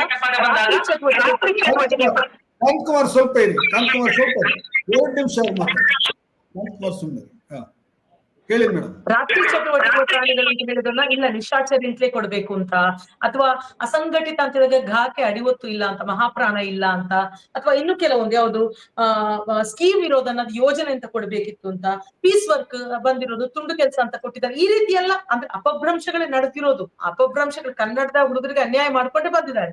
ಆದ್ರೆ ಅರ್ಥ ಮಾಡ್ಕೊಳ್ಬಹುದಾದ, ಇವಾಗ ಅಸಂಘಟಿತ ಅಂತ ಇದ್ರೆ ನಿಮ್ಗೆ ಗೊತ್ತಾಗತ್ತೆ, ಅಲ್ಪ ಪ್ರಾಣ ಇವ್ರು ಮಾಡಿದ್ದಾರೆ ಅಂತ ಗೊತ್ತಾಗತ್ತೆ. ಅದು ನಿಮಗೆ ಉತ್ತರವನ್ನು ಕಂಡು ಹಿಡಿಯಲಾರದಷ್ಟು ನಿಮ್ಮನ್ನ ಅದು ವೀಕ್ ಮಾಡಲ್ಲ. ಇವಾಗ ರಾತ್ರಿ ಚಟುವಟಿಕೆ ಪ್ರಾಣಿ ಅಂತ ಇದ್ದಾಗ ನಿಮ್ಗೆ ಗೊತ್ತಾಗುತ್ತೆ ಇವ್ರು ಯಾವ್ದ್ರ ಬಗ್ಗೆ ಮಾತಾಡ್ತಾರೆ ಅಂತ. ನಿಶಾಚರ ಅಂತ ಹೇಳಿದ್ರೆ ಮಾತ್ರ ನಾನು ಉತ್ತರ ಹಾಕ್ತೀನಿ, ಇಲ್ಲಾಂದ್ರೆ ಉತ್ತರ ಹಾಕ್ಲಿಕ್ಕಾಗಲ್ಲ. ಆ ಲೆವೆಲ್ ನ ವೈಕಲ್ಯವನ್ನ ಇದು ಉಂಟು ಮಾಡುದಿಲ್ಲ. ಆದ್ರೆ ಅದು ಬಹಳ ದೊಡ್ಡ ಅನ್ಯಾಯ ಅಂತೂ ನಿಜ, ಅದ್ ನಾನು ಒಪ್ತೀನಿ. ಆದ್ರೆ ನೋಟಿಫಿಕೇಶನ್ ಮಾಡ್ಬೇಕು ಅನ್ನುವಷ್ಟು ಇದನ್ನ ಹೇಗೆ ನೀವು ಈ ಮುದ್ರಣ ದೋಷವನ್ನ ಹೇಳಿ, ಮುದ್ರಣ ದೋಷ 100% ತಪ್ಪು. ನನಗಂತೂ ಅದನ್ನ ನೋಡಿದ್ರೆ ಮೈ ಕುದಿಯುತ್ತೆ, ಎಲ್ಲ ಹೌದು. ಆದ್ರೆ ಆ ಮುದ್ರಣ ದೋಷಕ್ಕೆ ಒಂದು ಸಲ ಆಲ್ರೆಡಿ ನಡೆದಿರೋ ಎಕ್ಸಾಮ್ಗೆ ಇಲ್ಲಿ 5760 ಮಂದಿ ಪಾಸ್ ಆಗಿದ್ದಾರೆ ಈ ಎಕ್ಸಾಮ್ ನಲ್ಲಿ. ಅವ್ರ ಭವಿಷ್ಯ ಕೂಡ ನಾವು ನೋಡ್ಬೇಕಾಗುತ್ತೆ. ಕಾಂತಕುಮಾರ್ ನಿಮಗೆ ಟೈಮ್ ಕೊಡ್ತೀನಿ ನಾನು, ಒಂದ್ ನಿಮಿಷ ಇರಿ, ಅವ್ರು ಹೇಳಿ. ಒಂದು ಸಲ ಎಕ್ಸಾಮ್ ಆಯ್ತು ಸರ್, ಒಂದು ಸಲ ಎಕ್ಸಾಮ್ ಇದು ಮುಗ್ದು ಅದನ್ನ ಯಾರನ್ನ ಲೆಕ್ಕಿಸದೇನೆ ಅದನ್ನ ಸಿದ್ದರಾಮಯ್ಯ ಅವರು ಘೋಷಣೆ ಮಾಡಿದ್ರು. ಅದು ನಡೀತು, ಎಷ್ಟೆಲ್ಲ ವಿರೋಧಗಳ ಮಧ್ಯೆ ಮರು ಪರೀಕ್ಷೆ ನಡೆಯಿತು. ಈ ಮರು ಪರೀಕ್ಷೆ ನಡೆದ ಮೇಲೆ ಮತ್ತೆ ಮುದ್ರಣ ತಪ್ಪು ಅವ್ರು ಮಾಡಿರೋದು ನಿಜ. ಕನ್ನಡದ ಕೆಲವೊಂದು ಪ್ರಶ್ನೆಗಳನ್ನ ಅವ್ರು ತಪ್ಪಾಗಿ ಮಾಡಿರೋದು ನಿಜ, ಅದಕ್ಕೆ ಗ್ರೇಸ್ ಮಾರ್ಕ್ಸ್ ಕೊಟ್ಟು ಆಯ್ತು. ಆದ್ರೆ ಮುದ್ರಣ ದೋಷಗಳು ಕೆಲವೊಂದು ಇದೆ ಅಂದ ತಕ್ಷಣ ಇವಾಗ ಕೆಲವೊಂದು ಏನು ಗೊತ್ತಾ ಸರ್, ಅಮೆರಿಕದ ಅಧ್ಯಕ್ಷರು ಇರೋ ಬದಲು ರಾಷ್ಟ್ರಪತಿ ಅಂತ ಹಾಕಿದ್ದಾರೆ, ಬಟ್ ಇಲ್ಲಿ ಕನ್ನಡದಲ್ಲಿ ಇದೆ ಪ್ರೆಸಿಡೆಂಟ್ ಅಂತ. ಸೊ ಹೀಗಿದ್ದಾಗ ಅದು ನೋಡುವವರಿಗೆ ಗೊತ್ತಾಗುತ್ತಲ್ಲ, ಒಬ್ಬ KS ಆಸ್ಪಿರೇಷನ್ ಗೊತ್ತಾಗುತ್ತೆ, ಇವರು ಬಾಯಿಗೆ ಬಂದಂಗೆ ಮಾಡಿದ್ದಾರೆ ಅಂತ ಗೊತ್ತಾಗುತ್ತೆ. ಬಟ್ ಉತ್ತರ ಕಂಡು ಹಿಡಿಯಲಾರದಷ್ಟು ನೀವು ಹೇಳಿ ಕಾಂತವ್ರೆ, ಹೌದಾ? ಮೇಡಮ್ ಒಂದ್ ನಿಮಿಷ ಹೇಳ್ತೀನಿ. ನೀವು ಕೇಳ್ತಾ ಇರೋದು ಸಣ್ಣ ಪುಟ್ಟ mistake, major mistakes minimum 20-25 questions ಇದಾವೆ, ಅರ್ಥನೇ ಆಗ್ತಾ ಇಲ್ಲ. ನೀವು ಆಸ್ಪಿರೆಂಟ್ ಆಗಿದ್ರೆ ಗೊತ್ತಾಗಿರುತ್ತೆ. ಪ್ರತಿ 0.1 ಮಾರ್ಕ್ಸ್ ಕೂಡ ಇಂಪಾರ್ಟೆಂಟ್ ಕಟ್ ಆಫ್ ಗೆ, ಹೌದಾ ಇಲ್ವಾ ಅದು ಹೇಳಿ. ಪ್ರತಿ ಒಂದು ಕ್ವಶನ್ಸ್ ಇಂಪಾರ್ಟೆಂಟ್ ಇರುತ್ತೆ. ಹಂಗಂದಾಗ ನಾವು ಕ್ವಶನ್ ಪೇಪರ್ ಅವ್ರು ಕರೆಕ್ಟ್ ಆಗಿ ತೆಗೆದು ಕ್ವಶನ್ ಎಕ್ಸಾಮ್ ನಡೆಸಬೇಕಾಗಿರೋದು ಅವ್ರ ಜವಾಬ್ದಾರಿ. ಅದು ಮಾಡಿರೋ ತಪ್ಪಿಗೆ ಈಗ ಕನ್ನಡದವ್ರಿಗೆ ಅನ್ಯಾಯ ಆಗಿದೆಯಲ್ವಾ. ಈಗ KS ಎಕ್ಸಾಮ್ಸ್ ಇಂದ ಪ್ರಿಲಿಮ್ಸ್ ಇಂದ ಆಚೆ ಉಳಿದಿದಾರಲ್ಲ, ಅವ್ರಿಗೆ ಅನ್ಯಾಯ ಆಗಿರೋರಿಗೆ ನ್ಯಾಯ ಯಾವ ರೀತಿ ಕೊಡಿಸ್ತೀರಾ, ಅದು ಬೇಕಾಗಿದೆ ಮೇಡಮ್ ಇವಾಗ ನಮ್ಗೆ. ಯಾವ ರೀತಿ ನ್ಯಾಯ ಕೊಡ್ತೀರಾ ಕನ್ನಡದವರಿಗೆ? ನಿಮ್ ಪ್ರಕಾರ ಅವ್ರಿಗೆ ನ್ಯಾಯ ಹೆಂಗ್ ಕೊಡ್ತೀರಾ? ಒಂದ್ ನಿಮಿಷ ಸುರ್ಬಿ ಅವರೇ, ಇದು ಹೇಗಿದೆ ಅಂತ ಹೇಳಿದ್ರೆ ಬೇರೆ ರಾಜ್ಯಗಳಲ್ಲೂ ಕೂಡ ಈ ತರದ ತಪ್ಪುಗಳಾಗ್ತಾ ಇದೆ ಅನ್ನೋದು ಒಂದು. ಎರಡನೇದು, ಕರ್ನಾಟಕ ಸರ್ಕಾರ ಏನು ಈಗ ಸುಧಾರಣೆ ತರ್ಲಿಕ್ಕೆ ಹೊರಟಿದೆಯಲ್ಲ, ಈಗ ಈ ಸುಧಾರಣೆಯಿಂದ ಇದೇನಾದ್ರೂ ಬದಲಾವಣೆ ಆಗುತ್ತೆ ಅಂತ ನಿಮ್ಗೆ ಅನಿಸ್ತದ? ಬೇರೆ ರಾಜ್ಯಗಳಲ್ಲಿ ತಪ್ಪುಗಳಾಗ್ತಾ ಇದೆ ಅನ್ನೋದು ನಮ್ಮ ಎಕ್ಸ್ಕ್ಯೂಸ್ ಆಗಿರಬಾರ್ದು. UPSCಗಳಲ್ಲಿ ಯಾವ್ದು ಆತರ ತಪ್ಪುಗಳಾಗ್ತಾ ಇಲ್ಲ. UPSC ನ ಮತ್ತೆ ಸ್ಟೇಟ್ ಕಮಿಷನ್ ಎಸ್ಪೆಷಲಿ KPSC ನ ಕಂಪೇರ್ ಮಾಡಿದ್ರೆ ಬಹಳಷ್ಟು ವ್ಯತ್ಯಾಸಗಳಿದೆ. ಕ್ರೆಡಿಬಿಲಿಟಿ ಕ್ರೈಸಿಸ್ ಇದೆ KPSC ನಲ್ಲಿ. ಆಮೇಲೆ ಆ ಸ್ಟೇಟ್ ಲೆಜಿಸ್ಲೇಚರ್ ಏನ್ ಮಾಡಕ್ ಸಾಧ್ಯ ಅನ್ನೋ ಒಂದು ಪ್ರಶ್ನೆಗೆ ಆರ್ಟಿಕಲ್ 318 ಅಲ್ಲೇ ಬರ್ತಿದೆ ಸ್ಟೇಟ್ ಲೆಜಿಸ್ಲೇಟರ್ಗೆ ಎಷ್ಟು ಪವರ್ಸ್ ಇದೆ ಅಂತ. ಒಂದು ಕಂಡೀಷನ್ಸ್ ಆಫ್ ಸರ್ವಿಸ್ ಅನ್ನ ಚೇಂಜ್ ಮಾಡೋದಕ್ಕೆ ಅಥವಾ ಸ್ಟಾಫ್ ಅಪಾಯಿಂಟ್ಮೆಂಟ್ ಅನ್ನ ಮಾಡೋದಕ್ಕೆ, ಯಾರು ಅಲ್ಲಿ ಕೂತ್ಕೊಳ್ಬೇಕು, KPSC ನಲ್ಲಿ ಯಾರು ಕೂತ್ಕೊಳ್ಬೇಕು, ಯಾವ ತರ ಕೆಲಸ ಮಾಡ್ಬೇಕು ಅಂತ ಪೂರ್ತಿ ಒಂದು ಶಿಸ್ತಿನ ಇರ್ಬೋದು ಅಥವಾ ಅವ್ರದ್ದು ಪರ್ಫಾರ್ಮೆನ್ಸ್ ಇರ್ಬೋದು, ಪೂರ್ತಿ ಚೇಂಜ್ ಮಾಡೋದಕ್ಕೆ ಸ್ಟೇಟ್ ಲೆಜಿಸ್ಲೇಚರ್ ಕೈಯಲ್ಲಿ ಇದೆ. ಆದ್ರೆ ಪ್ರಾಬ್ಲಮ್ ಆಗಿರೋದು ಇಲ್ಲಿ ಯಾವ ಪ್ರಾಬ್ಲಮ್ ಅಂದ್ರೆ ಇದು ಪೂರ್ತಿಯಾಗಿ ಒಂದು ರಾಜಕೀಯ ಚಟುವಟಿಕೆ ಆಗಿದೆ KPSC ಹೊರತು ಇದು ಯಾವುದನ್ನು ಬದಲಾವಣೆಗೆ ತರೋದಿಕ್ಕೆ ನಾವು ಅದು ರಾಜಕೀಯದಿಂದ ಆಚೆ ಬರ್ಬೇಕು. ಕಾಂತಕುಮಾರ್ ಅವರು ಹೇಳ್ತಿರುವಂತಹ ಬೇರೆ ಬೇರೆ ವಿಷಯಗಳ ಬಗ್ಗೆ ನನಗೊಂದು ಅಭಿಪ್ರಾಯ ಇದೆ. ಇವತ್ತು ಮೊದಲನೇದಾಗಿ ಸೆಪ್ಟೆಂಬರ್ ಅಲ್ಲಿ ಆಗಿರುವಂತಹ ಪ್ರಿಲಿಮ್ಸ್ ರಿಸಲ್ಟ್ ನಂತರ ಎರಡನೇ ಬಾರಿ ಎಕ್ಸಾಮಿನೇಷನ್ ಮಾಡಿದಾಗ ತಿರ್ಗಾ ಎರರ್ಸ್ ಬಂದಿದೆ ಅಂದ್ರೆ ಯಾರು ಇವರು ಎಕ್ಸಾಮಿನೇಷನ್ ಸೆಟ್ ಮಾಡ್ತಾ ಇರೋದು, ಅವ್ರ ಮೇಲೆ ಕ್ರಿಮಿನಲ್ ಪ್ರೊಸೀಡಿಂಗ್ಸ್ ಆಗಿದೆಯಾ ಅದನ್ನ ಕೇಳೋದು ಇಂಪಾರ್ಟೆಂಟ್. 2011 ಅಲ್ಲಿ ರದ್ದಾಗಿರುವಂತಹ ಒಂದು ಕ್ಯಾಂಡಿಡೇಟ್ಸ್ ನ ತಿರ್ಗಾ ವಾಪಸ್ ಕರ್ಕೊಂಡು ಬಂದಿದ್ದು BJP ಸರ್ಕಾರದಲ್ಲಿ. ಅದು ಆಗಿದ್ದು ಪ್ರಾಸೆಸ್ ಏನು, ಆ ಪ್ರಾಸೆಸ್ ಮೂಲಕ ತಿರ್ಗಾ ಹೇಗೆ ಸಹಾಯ ಮಾಡ್ಬೋದು ನಾವು ವಿದ್ಯಾರ್ಥಿಯರಿಗೆ ಅನ್ನೋದ್ರ ಬಗ್ಗೆ ನನಗೆ ಕಾಂತಕುಮಾರ್ ಅವ್ರ ಜೊತೆ ಒಂದು ಪ್ರಶ್ನೆ ಇದೆ ಹೊರತು. ಇನ್ನು ನೀವು ಕೇಳಿದ ಪ್ರಶ್ನೆಗೆ ಉತ್ತರ ಕೊಡ್ತೀವಿ ಹನೀಫ್ ಅವರೇ. UPSC ವರ್ಸಸ್ KPSC ನಾವು ಒಂದು ಕಂಪ್ಯಾರಿಟಿವ್ ಅನಾಲಿಸಿಸ್ ಮಾಡಿದ್ರೆ ನಿಜವಾಗ್ಲೂ ಒಂದು ಎಷ್ಟು ವ್ಯತ್ಯಾಸ ಕಾಣ್ ಬರುತ್ತೆ. ಯಾಕೆ ನಮ್ಮ ಸ್ಟೇಟ್ಗಳಲ್ಲಿ ಆಡಳಿತ ಈ ತರ ಆಗೋಗಿದೆ ಅಂದ್ರೆ ಎಲ್ಲಾನು ಒಂದು ಪೊಲಿಟಿಕಲ್ ಅಪಾಯಿಂಟ್ಮೆಂಟ್. ನೀವು ಸ್ಟೂಡೆಂಟ್ಸಿನ ಕ್ಯಾಂಡಿಡೇಟ್ಸಿನ ಆಸ್ಪಿರೆಂಟ್ಸಿನ ಒಂದು ಸ್ಟ್ರಗಲ್ ಅನ್ನು ನೋಡಿದ್ರೆ ಬೇಜಾರಾಗುತ್ತೆ. ನಾನು ಬಹಳಷ್ಟು ಜನ ಇಂಥವ್ರನ್ನ ಭೇಟಿ ಆಗಿದ್ದೀನಿ ಯಾರಿಗೆ KPSCನೇ ಅವರು ಬಹಳಷ್ಟು ವರ್ಷಗಳು ಅವರು ಕಾಂತಕುಮಾರ್ ಹೇಳಿದ್ರಲ್ಲಿ ಪ್ರೈಮ್ ಅರ್ನಿಂಗ್ ಇಯರ್ಸ್, ಆ ಪ್ರೈಮ್ ಅರ್ನಿಂಗ್ ಇಯರ್ಸ್ ಅಲ್ಲಿ ಅವ್ರು ಕೂತ್ಕೊಂಡು ಈ ತರ ಹೋರಾಟ ಮಾಡ್ಕೊಂಡು ಕೂತ್ಕೊಂಡ್ರೆ ಇಲ್ಲಿ ಹೋಗ್ತೀವಿ ನಾವು ಅಂತ. KPSC UPSC ಅಲ್ಲಿ ಇರುವಂತಹ ಡಿಫ್ರೆನ್ಸಸ್, ಆ ಸರ್ಚ್ ಕಮಿಟಿ ಇರ್ಬೋದು, ಸ್ಟ್ಯಾಂಡರ್ಡೈಸ್ಡ್ ಪೇಪರ್ಸ್ ಇರ್ಬೋದು, ರಿಕ್ರೂಟ್ಮೆಂಟ್ ಕ್ಯಾಲೆಂಡರ್, ಫಿಕ್ಸ್ಡ್ ಕ್ಯಾಲೆಂಡರ್ ಇರ್ಬೋದು, ಅಥವಾ ಯಾವ ಒಂದು ಜಾಸ್ತಿ ಕ್ರೆಡಿಬಿಲಿಟಿ ಇರುವಂತಹ ಹೈ ರ್ಯಾಂಕಿಂಗ್ ಸಿವಿಲ್ ಸರ್ವೆಂಟ್ಸ್ ನ ಕರ್ಕೊಂಡ್ಬಂದು ಅಲ್ಲಿ KPSC ಬೋರ್ಡ್ ಅಲ್ಲಿ ಕೂಡಿಸೋದು, ಇಂತಹ ರಿಫಾರ್ಮ್ಸ್ ಅನ್ನ ತರಕಾದ್ರೆ ಮಾತ್ರ ಸರ್ಕಾರ ತಗೊಂಡ್ ಬರ್ಲಿ. ಆದ್ರೆ ನನಗೆ ಒಂದು ಪ್ರಶ್ನೆ ಬರುತ್ತೆ, ಯಾವ ಒಂದು ಭೋಜ್ಯ ನಾಯಕನ 2021 ಅಪಾಯಿಂಟ್ ಮಾಡಿದಂತ ಸಿದ್ದರಾಮಯ್ಯನವ್ರ ಸರ್ಕಾರಕ್ಕೆ ನಿಜವಾಗ್ಲೂ ಇದು ಮಾಡೋದಿಕ್ ಸಾಧ್ಯನಾ? ಇದನ್ ಸಾಧ್ಯನಾ? ಇದನ್ ಮಾಡ್ಬೇಕು ಅಂದ್ರೆ ನಾನು ಒಂದು ವೆರಿ ರೆಸ್ಪಾನ್ಸಿಬಲ್ ಆಪೋಸಿಷನ್ ಮೆಂಬರ್ ಆಗಿ ಹೇಳ್ತೀನಿ, ಇದನ್ನ ಯಾವ ಸರ್ಕಾರನೂ ಮಾಡಬಾರ್ದು. ಇದನ್ನ ಒಂದು ರಿಫಾರ್ಮ್ಸ್ ಕಮಿಟಿ ಆಗ್ಲಿ, ರಿಫಾರ್ಮ್ ಕಮಿಟಿ ಆಗಿದೆ. ಯಾವ ನಮ್ಮ ವಿಜಯ್ ಭಾಸ್ಕರ್ ಅವರು ರಿಪೋರ್ಟ್ ಕೊಟ್ಟಿದ್ದಾರೆ 2023ನಲ್ಲಿ. ಅವ್ರ ರಿಪೋರ್ಟ್ ನೀವು ಇಂಪ್ಲಿಮೆಂಟ್ ಮಾಡಿ. ಅವರ ರಿಪೋರ್ಟ್ ನಲ್ಲಿ ಅವರು ಹೇಳಿದ್ದಾರೆ 16 ಸದಸ್ಯರು ಬೇಡ, 8 ಸದಸ್ಯರು ಸಾಕು ಅಂತ ಹೇಳಿದ್ದಾರೆ. ಆದ್ರೂ ಕೂಡ ಸರ್ಕಾರ 16 ಸದಸ್ಯರನ್ನು ನೇಮಕ ಮಾಡಿದೆ. ಪ್ರಾಬ್ಲಮ್ ಈಗ ತಾನೇ ನಾನು ಈ ಕಾರ್ಯಕ್ರಮಕ್ಕೆ ಮುಂಚೆ ಸರ್ ಇನ್ನೊಂದು ಮಾಹಿತಿ ಕೊಡ್ಬೇಕು ಮೇಡಮ್ ನವರ ಮಾತಿಗೆ. ಇವಾಗ ರಿಫಾರ್ಮ್ ಅಂತ ಹೇಳ್ತಾರೆ, ಆ ರಿಫಾರ್ಮ್ ಪರವಾಗಿ ಈ PC ಹೋಟಾ ಸಮಿತಿ ಏನ್ ಬಂತಲ್ಲ, ಆ ಹೋಟಾ ಸಮಿತಿಯಲ್ಲಿ ಏನ್ ಮಾಡಿದ್ರು, ಎಕ್ಸಾಮಿನೇಷನ್ ಕಂಟ್ರೋಲರ್ ಕನ್ನಡಿಗರಾಗಿರ್ಬಾರ್ದು, ಹೊರಗಿನವ್ರು ಇರ್ಬೇಕು ಅಂತ ಹೇಳಿದ್ರು. ಕೇಳುವಾಗ ನಮ್ಗೆಲ್ಲ ಖುಷಿ ಅನಿಸ್ತು, ತುಂಬಾ ಒಳ್ಳೆ ವಿಚಾರ ಅಂತ. ಅಂದ್ರೆ ಇಲ್ಲಿ ಅವ್ರಿಗೆ ಯಾರು ಸಂಬಂಧಿಗಳು ಇರ್ಬಾರ್ದು, ಅವ್ರಿಗೆ ಯಾರು ಪ್ರೆಷರ್ ಹಾಕ್ಬಾರ್ದು ಅಂತ. ಆದ್ರೆ ಅವರು ಕನ್ನಡಿಗರ ಆಗದೆ ಹೋಗಿ ಹೊರಗಿನವ್ರನ್ನ ತಂದು ಬಂದಿರುದು ಎಂತಹ ದೊಡ್ಡ, ಇಷ್ಟೆಲ್ಲ ಈ ಕನ್ನಡದ ಮಕ್ಕಳಿಗೆ ಅನ್ಯಾಯ ಆಗೋದಕ್ಕೆ ಅದೇ ಒಂದು ಕ್ಲಾಸ್ ಕಾರಣ ಆಯ್ತು. ಇನ್ನೊಂದು ಡಿಜಿಟಲ್ ಹೇಳಿದ್ರು, ಏನು ಇನ್ನೊಂದು ಹೇಳ್ತೀನಿ ಯಾರು ಕ್ರೆಡಿಬಿಲಿಟಿ ಅಲ್ಲ ಮೇಡಮ್ ಇನ್ನೊಂದು ಕಾರಣ ಹೇಳ್ತೀನಿ, ಇನ್ನೊಂದು ರೀಸನ್ ಹೇಳ್ತೀನಿ ದಯವಿಟ್ಟು. ಒಂದ್ ನಿಮಿಷ ಏನ್ ಹೇಳ್ತಾ ಇದ್ರಿ ಸುರಭಿ ಅವರೇ? ಅಲ್ಲ ನೋಡಿ, ರೆಕಮೆಂಡೇಶನ್ಸ್ ಮಾಡುವಂತದ್ದು ಒಂದು ಎಕ್ಸ್ಪರ್ಟ್ ಕಮಿಟಿಯ ಕೆಲಸ, ಒಂದು ಅವ್ರದ್ದು ಮಾಡುವಂತಹ ರಿಸರ್ಚ್ ಎಕ್ಸೆಟ್ರಾ. ಆ ಡಿಸ್ಕ್ರಿಷನ್ ಇರೋದು ಸರ್ಕಾರದ ಮೇಲೆ. ಒಂದು ರೆಕಮೆಂಡೇಶನ್ ಸರಿಗಿಲ್ಲ ಅಂದ್ರೆ ಸರ್ಕಾರ, ಲೆಜಿಸ್ಲೇಚರ್, ಎಕ್ಸಿಕ್ಯೂಟಿವ್ ಅದ್ರ ಮೇಲೆ ಡಿಸಿಷನ್ ತಗೊಳ್ಬಹುದು. ಆದ್ರೆ ಇಲ್ಲಿರೋದು ಕನ್ನಡಿಗರು ನಾನ್ ಕನ್ನಡಿಗರು ಅಂತ ಮಾತ್ರ ಅಲ್ಲ, ಕ್ರೆಡಿಬಿಲಿಟಿ ಇರುವಂತವ್ರನ್ನ ಕರ್ಕೊಂಡು ಬರ್ಬೇಕು. ಕ್ರೆಡಿಬಿಲಿಟಿನ ಹೆಂಗೆ ಡಿಫೈನ್ ಮಾಡೋದು? ಯಾವುದೇ ಆದಂತಹ ರಾಜಕೀಯ ಒಂದು ವ್ಯವಸ್ಥೆಯಲ್ಲಿ ಅವ್ರ ಚಟುವಟಿಕೆಗಳಲ್ಲಿ ರಿಲೇಟಿವ್ ಆಗಿರಬಾರ್ದು, ಅಥವಾ ಯಾವುದೇ ಒಂದು ರಾಜಕೀಯ ಪಕ್ಷಕ್ಕೆ ಜಾಸ್ತಿ ಕ್ಲೋಸ್ ಆಗಿ ಪಬ್ಲಿಕ್ ಕೈಯಲ್ಲಿ ಇರಬಾರ್ದು ಅನ್ನೋದ್ರ ಬಗ್ಗೆ ನಮಗೆ ಕ್ರೆಡಿಬಿಲಿಟಿ ಅದರಿಂದ ಡಿಫೈನ್ ಮಾಡಬಹುದು ಹೊರತು ಅದೊಂದು ಪಬ್ಲಿಕ್ ಅಲ್ಲಿ ಡಿಫೈನ್ ಆಗುವಂಥದ್ದು. ಅದಕ್ಕೆ ನಾನು ಮುಂಚೆನೂ ಮಾತಾಡಿದಾಗ ಕೇಳಿದ್ದು, ಕಾಂತಾಕುಮಾರ್ ಅವರೇ, ಇವತ್ತು ನೀವು ಹೋರಾಟ ಮಾಡ್ತಿರೋದ್ರಲ್ಲಿ ನಿಮಗೆ ಒಂದು ವೇದಿಕೆ ಸಿಕ್ಕಿದ್ಯಾ ಸರ್ಕಾರದ ಜೊತೆಗೆ? ಸರ್ಚ್ ಕಮಿಟಿ ಮಾಡ್ತಾರೆ, ಎಕ್ಸ್ಪರ್ಟ್ ಕಮಿಟಿ ಮಾಡ್ತಾರೆ ಅಂದ್ರೆ ಇದು ಒಂದು ಬರೀ ಸರ್ಕಾರದ ಮಾತ್ರ ಕೆಲಸ ಅಲ್ಲ, ಇದನ್ನ ನಿಮ್ಮಂತವ್ರನ್ನು ಕೂಡಿಸ್ಕೊಂಡು ಮಾಡ್ಬೇಕಾಗಿರುವಂತಹ ಒಂದು ತಿದ್ದುಪಡಿ. ಒಂದ್ ನಿಮಿಷ ಅದ್ ಸರಿ, ಅದು ಮತ್ತೆ ಅವರಿಗೆ ಪ್ರಶ್ನೆನ ನಾನು ವರ್ಗಾಯಿಸ್ತೀನಿ. ಫರ್ಜಾನ ಏನೋ ಹೇಳ್ತಾ ಇದ್ದನ್ನ ಬ್ರೇಕ್ ಮಾಡಿದೆ ನಾನು. ನಾನು ಹೇಳಿದ್ದು ಸರ್, ಇನ್ನೊಂದು ನಾವು ಏನು ಶಿಫಾರಸು ಅಂತ ತರ್ತೀವಿ, ಅದನ್ನ ಸುಧಾರಣೆ ಮಾಡ್ಬೇಕು ಅಂತ. ಅದರ ಒಂದು ಕ್ರಮವಾಗಿ ಬಂದಿರುವಂತದ್ದು ಡಿಜಿಟಲ್ ಆಗಿ ಇದು ಮಾರ್ಕ್ ಹಾಕುವಂಥದ್ದು, ಮೌಲ್ಯಮಾಪನ ಅಂತ ಬಂತು.